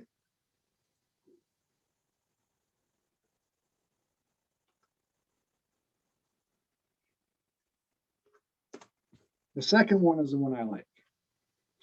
I like the trafficanalysis.net because, I mean, you could throw, if you want to just throw up a burnable VM that you're not worried about, and you want to run like TCP dump or Wireshark in the background, or Etherrest or something like that, Ethercap, Ethereal, something to do analysis with, just to see how a C2 actually does network callouts. That's why I like that website, because you get the PCAP file and say, boom, go. I want to see you in action, right? The NetSec, man, I mean, I think at one time they had to take it down, but they had Flame on it, because Flame was open source. So people were able to analyze Flame in whatever capacity they wanted to. Because at the end of the day, they look for reverse engineers to join SOCs. Daily basis, they look. Especially when you start looking at the new pen test as a service, right? Those are starting to pick up. Pen test as a service. I want to hire you as a pen tester, but you're going to be my sourcing manager, right? I don't want you to really do anything. I want you to hack a simulated copy of a network that's on a SaaS, so my AI can learn what you do. That way you don't have a job anymore. Let me see. I was talking to the CIO of Horizon 3 AI recently, and he's setting up a platform for that, which is pretty interesting. Doing it that way sure takes a lot of the ethics out of it, though, doesn't it? Yep. Have a bot do it. Hey, look, no one feels guilty about doing it now. Well, so here, what it all boils down to is, so like BreachLock. I did an interview with BreachLock,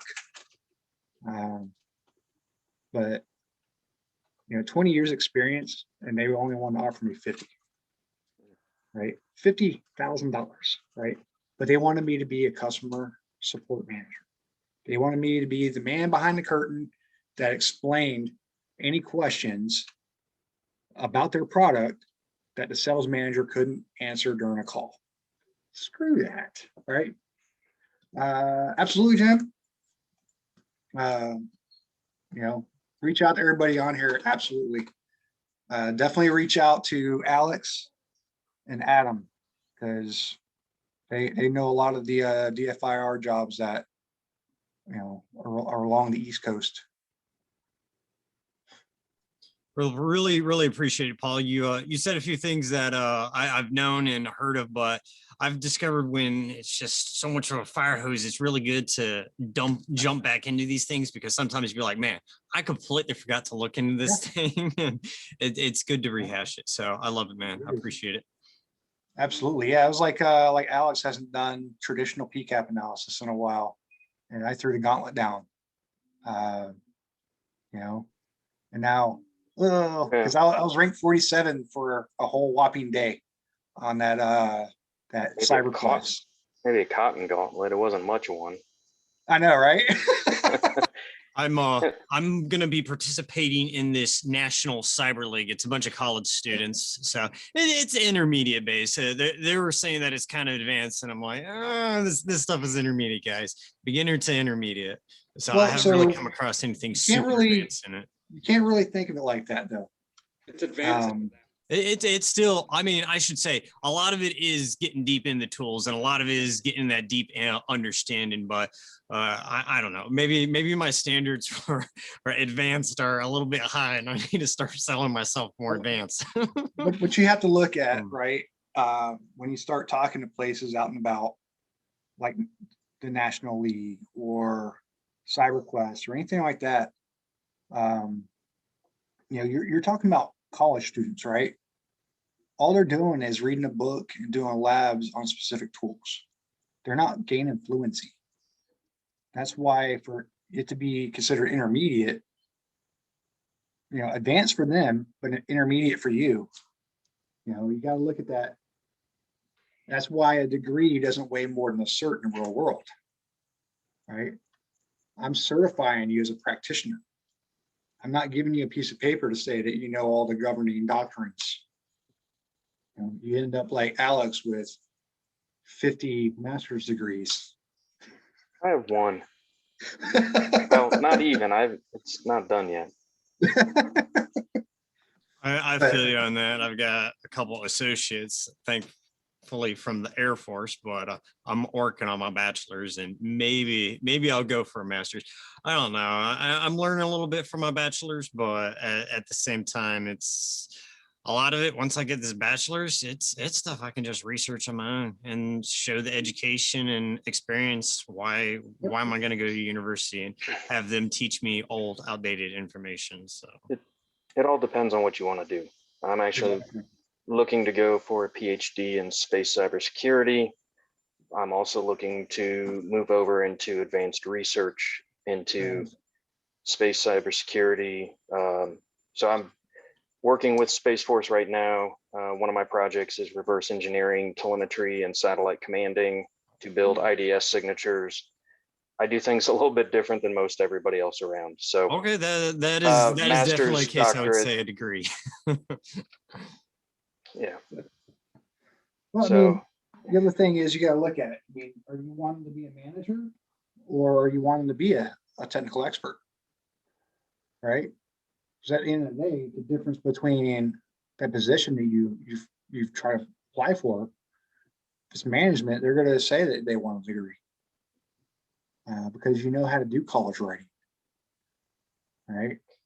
well, so if you're going to be a SOC analyst or anybody that's some sort of a defensive operator, you have to know how to write as well, because you're going to be creating a report. And if you can't put two sentences together, then all of the analysis that you did is worthless.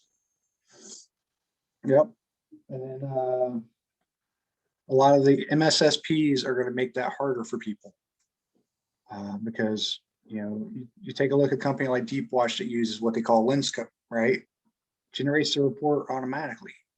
I mean, yeah, the analyst goes in and writes in the findings, but the report itself is done. So you have to be able to do that tech to English. You know, it has to be done.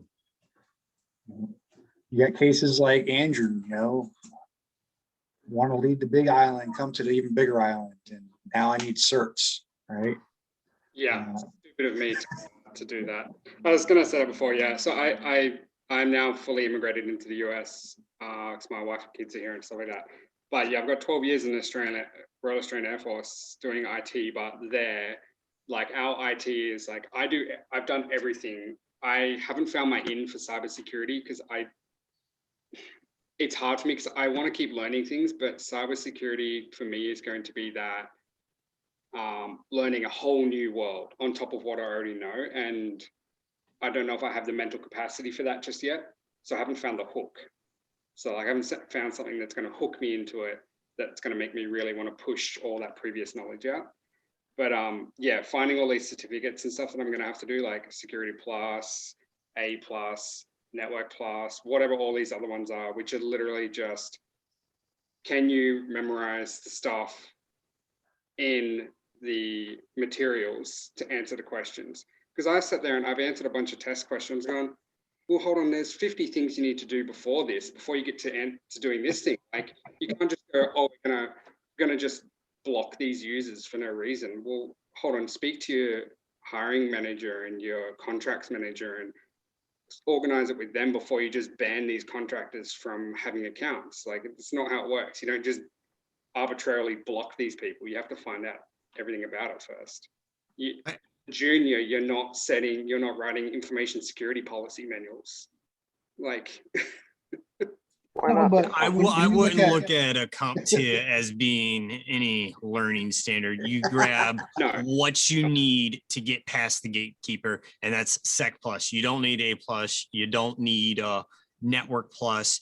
You don't need their more advanced ones, because I've got friends that have gotten the more advanced ones, and when they put them on their application, the HR goes, I don't know what those are. I know what Sec Plus is, though. I don't know that what this, the three certifications above it that, are all encompassing of Sec Plus. So I'm going to keep my Sec Plus, and that's all I care about. It's also pretty disturbing that people have gone, there's videos all over YouTube, and I know a couple of people in the US Air Force who are in cybersecurity and stuff like that, and they're like, yeah, I literally did 2 weeks of learning this and then took the exam when we got it.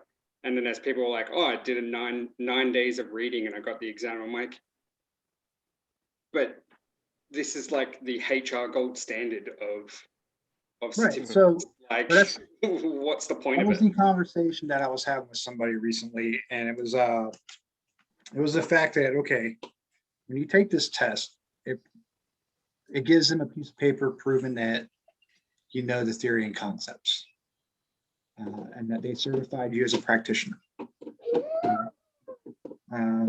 Whether or not you learned anything, you still know out of a 150 to 200 question test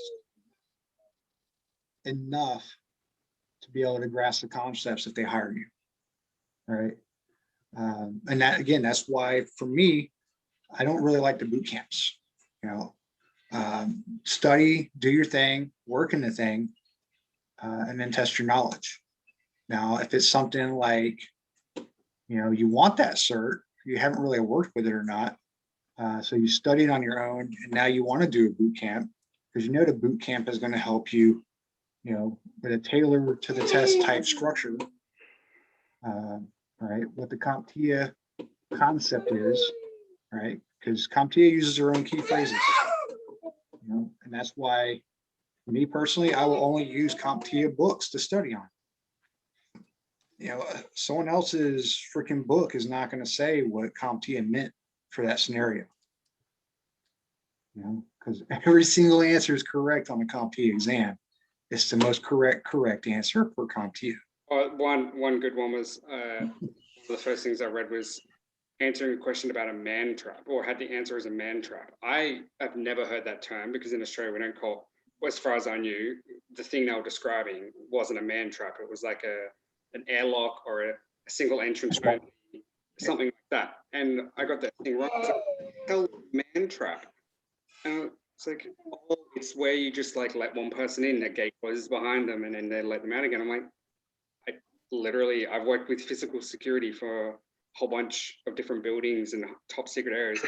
Never heard it called a man trap. It was always like an airlock, even if it was an open open air thing. It was just a turnstile in front and behind. It was never called a man trap. I'm like, oh God, here we go. Welcome to Now, US. these are the things, yeah, these are things that, you know, you can reach out to everybody in this group that, you know, that join, right? You know, when you look at the way the Aussies and the UK do IT, you're totally right. You do it differently, right? You do more data privacy than you think. Oh, The data privacy engineers are what we need. That's what I was saying about the whole security manuals. So the Australian military has everything laid out. Information security, physical security, all that stuff is all laid out in manuals. And in my job, what I was doing before I left was had to heavily rely on that. So that was classification markings, how that refers to the Australian government markings, and how our physical security relates to everything. Just it was a whole range of things. And that all directly applies to how the industry works as well. It's a little bit more tailored towards defense, but as a whole, the rest of the industry in Australia pretty much works the same way. So coming out of that environment, going into a private sector, they're like, oh, you've been in defense and you've worked with information security. Oh, sweet. We don't need to worry about you. You're good. Like, we don't have to worry about breaches coming from you because you're not going to be stupid, unlike Joe Blogs off the street. But yeah, so that's the one thing I'm struggling with. We'll be doing this Security Plus thing and learning all the lingo that I know it, but knowing the way it's going to be written is the problem, I suppose. And I mean, your step is going to be definitely trying to break that robot. I mean, you're bringing in a culture difference, you know, in your resume, and a resume difference in your resume. You know, so reaching out to somebody like Alex, Adam Fisher, Maranda, Brady Miller, you know, Jai Salters, or Jay Garcia, anybody that came and, you know, volunteer some time. Peter, you know, with Microsoft. I mean, hell, you know, who knows? Maybe Microsoft might be your gig. You know, you could be the US, you know, Azure consultant. You know, you never know. That's another cool thing. The Australian government, it has its own Microsoft cloud, its own government cloud. It's had it for about 3 years, I think, kind of unofficially, but officially in the last year or so, it's really, last 2 years, it's been accessible for whole of government.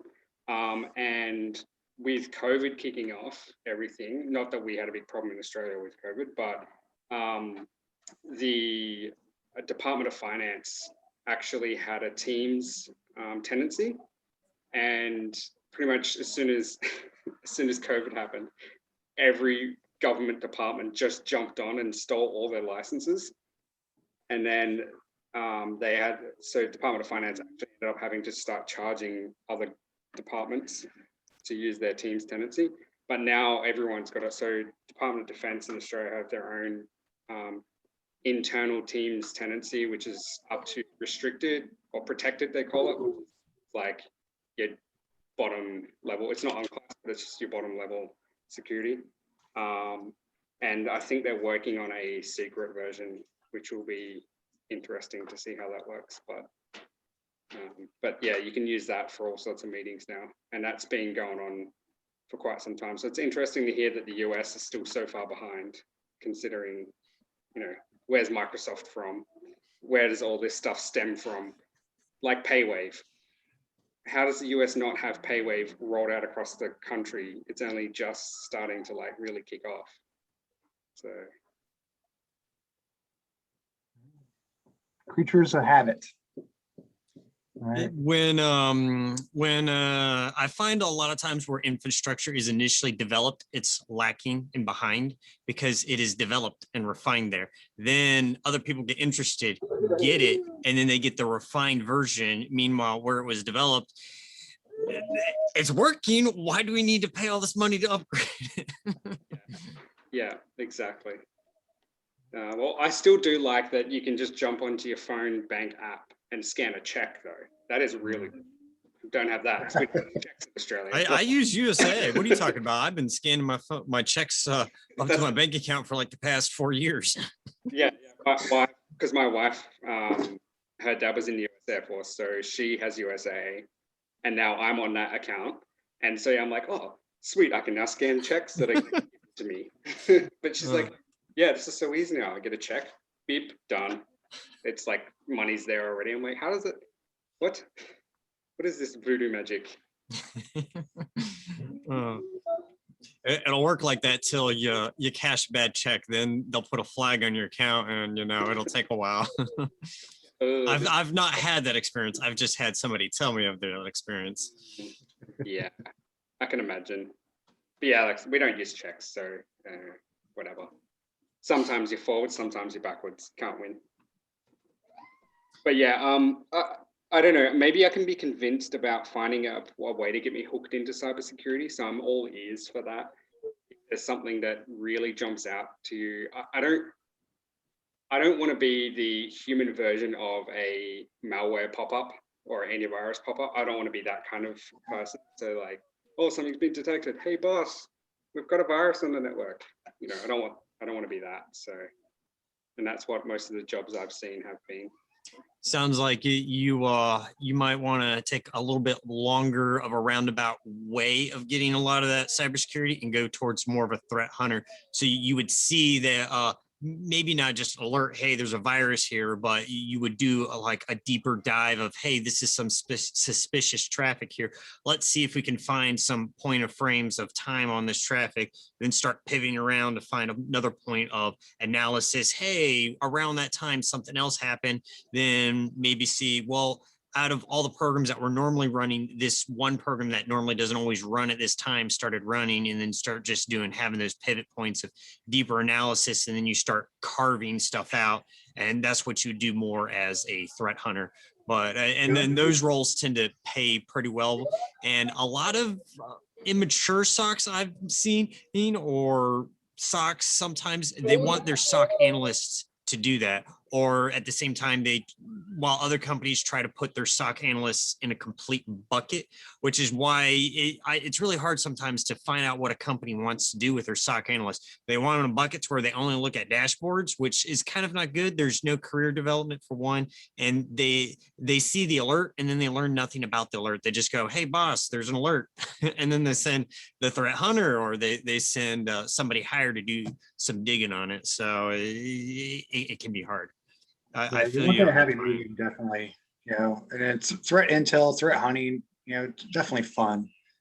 Playing around with Splunk, Suricata, any of the IDSs that you have the ability to go into MITRE and plug these IOCs in, and you get that tickleness of, oh, we just got a flag for an IOC. I get to go see if it's a true positive or a true negative. And then you take that string and you say, okay, hey Splunk, I want to look at the last 24 hours or X amount of time since this IOC flag hit. All right, because now I want to see what spun this thing off. Was it something? Jane doesn't really usually work at night too often, and here she was doing finance, and she got this. I tracked it down to her mailbox saying that she opened an attachment. And then that's when this IOC popped. Oh, well, that's the beginning of a C2. We got us a botnet. Now we got beacons going every 10 minutes. If only it was that easy these days, I mean, I'm sure some private companies it's that way. But at least on the Air Force, I haven't seen that. I have seen Merc chats that were completely unencrypted networks connecting to unencrypted networks. I have seen that. I mean, so you got to look at different things. I mean, you got some companies still use VLC, very loud chat. Says it in its name. I mean, why are you using this protocol? I mean, it's not secure means of communication. hell, I just did, I participated in a tech talk yesterday, and, it was talking about insider threats, and one of the big things brought up was an intern, the intern from SolarWinds. Why did he create such a weak password? Well, why are you blaming it on the intern? Why didn't you audit his password? Right? Because when it really boils down to it, we become so relaxed that we trust everybody because they do have a paper cert or something like that. Or, man, this person really wanted to get that thing fixed. So he was on GitHub a lot last night. And now what is this in the background that I see? Mimi cats? Oh man, someone put a keylogger on us. Oh goodness. Junior security analyst who created the company-wide security policy. They have a CompTIA Security Plus certificate, and they forgot to put in their policy that you must have secure, high-strength passwords that aren't just password one with an exclamation. I think that's where that intern got dumped on, because he just read, oh, it has to be a password. Must not be important. So what are you talking about? It's just a password. I will say, if you want to follow someone that's great when it talks about passwords, Hitachi Kokumi. Right, I've been following him for quite some time. He actually honored me to the point where I got a first look at one of his articles that he wrote before it was published. And he talks about passwords intimately. You got people that are going passwordless and they're going PIN. Well, PIN is still a password. Right? Even worse, because most people only do 4 digits, which exactly. You still have banks that use landman. I have looked at online banks and I have looked at some of their password schemes, and you're like, man, I can only have a 7-character password. That is incredibly disturbing to me. Do you follow Troy Hunt on LinkedIn or anything, or Twitter, Paul? Yeah. Yeah. So he had a good one a while ago. It was something like, oh, so I can create this password, right? Okay, cool. It says 10 characters, but it can only contain these letters, these numbers, and these special characters, and they had to be in this specific order. And he was like, so what's the point of me creating a password if it can only be these specific parameters? And it was like something really stupid. Like, okay, never mind, I'm not going to sign up to that one anymore. I mean, we become so reliant on technology, but we don't ourselves like to keep up with security practices. That's why sysadmins are like, we're our #1 worst enemies, because I'm gonna know if I was logged on. So if somebody did something erroneously, using my account, I know. I still allow my password to get out there, and somebody did something on the network. My bad. Right? I almost killed my director, or my director, because he was my direct boss. He kept using his admin account, so his Windows admin account, kept using it on his machine. Granted, we were like 4 or 5 layers inside Defense Network, but the point was, I'm like, you cannot use this account to log on to your normal computer to do your normal day-to-day work. Please stop logging on to using your admin account. Like, I had it all locked down with group policy and stuff like that, where you had to be an admin to run certain programs. If you wanted to install things, so we did a lot of SQL stuff, and he had to run it a certain way to get SQL to run so he could interact with the database and all those things. And he just, well, my account's not working. I'm like, well, you need to give me more information than my account's not working before I can fix it. And I don't know what you've done to your account or to your computer for that matter, because mine works, his works, everyone else's works, their normal user accounts will work. I'm like, just use your admin account to log on to the server, like to do your remote desktop connection stuff. It was only locked down to do those things if he needed something. And I'm like, I almost banned that account from logging onto computers. So I'm like, then that's going to get me into huge trouble. You see it though. You see it. So there was one instance. I was a brand new CEH. You know, this is back when they first split it to the CEH LPT. You know, kind of dating myself, whatever. I was in New Orleans, right? So I went around and I was doing, you know, some little mom and pop gigs, you know, little side things saying, hey, you know, I just got my CEH, ethical hacker. You know, would you be open to me running a scan against your network to see how secure you are? Well, before I even got to the scan, they had logon restriction hours during maintenance, just like everybody does, you know, logon hours. So, you know, the bandwidth you coming in is your ridiculous patches, you know, your gigs and gigs and gigs of patches or antivirus signatures. Oh, just so happens somebody with a sysad account was on the internet during the hours. Why? I couldn't log on to check my, you know, such and such to pull such and such patches because my user account doesn't have access to the internet during these hours. And man, we're talking about more than just power user issues. I mean, where's your organizational units? You know, where's your?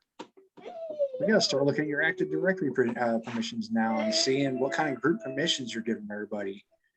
You know, you should have people tied to, you know, hey, this department can't get on at this time, but the IT department can because we have to pull patches.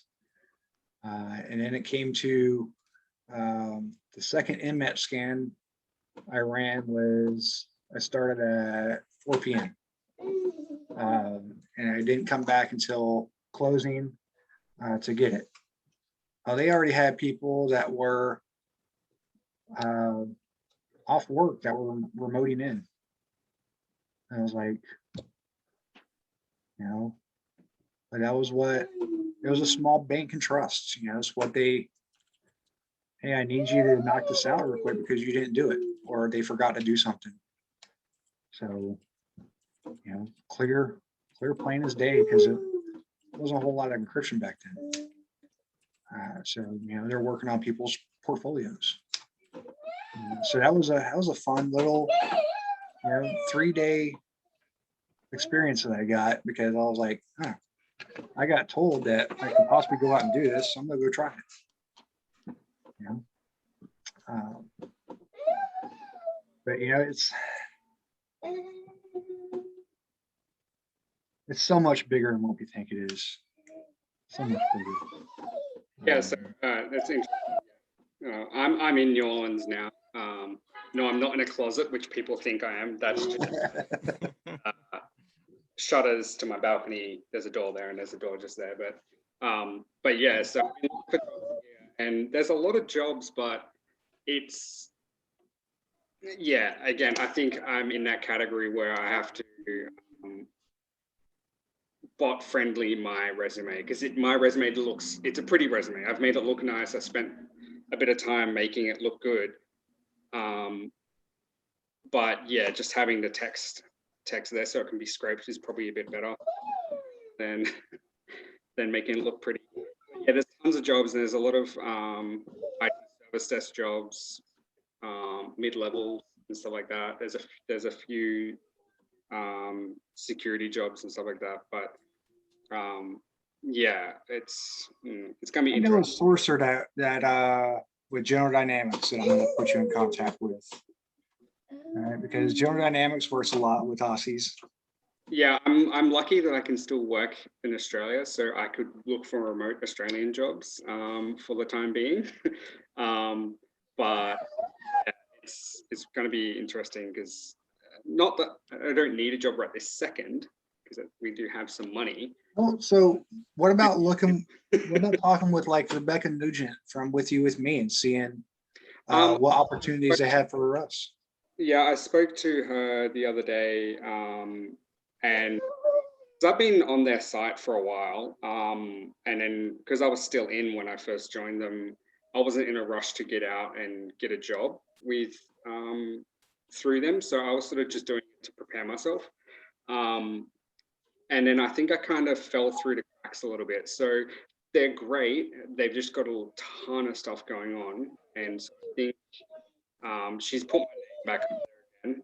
I tried to do the data analyst course with them, but yeah, that kind of got a bit iffy there as well. With that course, it's great. They're just, because they're still in infancy, their course structure, now that they've got Microsoft as their partner and a couple of the other groups as their partners, it's going to be so much better for them, for their course structures and for their instructors. But yeah, I've definitely spoken to her and she's got my details again, which is going to be good. Hey, Matt, do you do any streaming or anything? No, I'm an audio guy, and I got these panels ages ago because I was in an echoey place and I just took them with me. These aren't even the kind of panels that you really want, because they're the cheap thin ones, so they don't really handle bass too well at all. So it'll make things sound tinnery. However, now that I've got a kid and I've got loads of objects in my room because the wall's right behind me, my speakers are a little tinnery. So it is great because it brings that down. But I just have to turn my bass down a lot, so I don't have too much of that. Your mic seems like a pretty good quality. Oh yeah, that happened because when I was growing up, I was kind of like an audio technician in my church. I was the kid that wanted to sit in the back room with the old guy and mess with all the sound equipment. So with that, I learned quite a bit about club. There you go. There you go. But the point is I was just tired of grabbing microphones after microphones, and they'd be garbage. They'd be all over the place. You couldn't do things with them. They'd pick up things everywhere, and then they would die after like 2-3 years. So I got an actual like microphone, an actual little soundboard, and the setup, yeah, it's probably more than most people want at 150. But the point is I got it 5-6 years ago, and it sounds just as good as it did then. And yeah, I've had like this many problems with it. Yeah, no, that's cool. Yeah, I wasn't because the panels is just, yeah, the mic quality is way better, and it picks up all your vocal range. Like, yeah, plus it's a sign. Oh, did I? No, I did not. It's a Sennheiser, or not a Sennheiser, a Shure SM58, which is one of those microphones that are for the road. Yeah. I wouldn't say it's super good because you kind of need to be fairly close to it, but it's really good because it's a directional mic, so I can have my speakers right behind it and you don't pick up much from it. Yeah, that's awesome.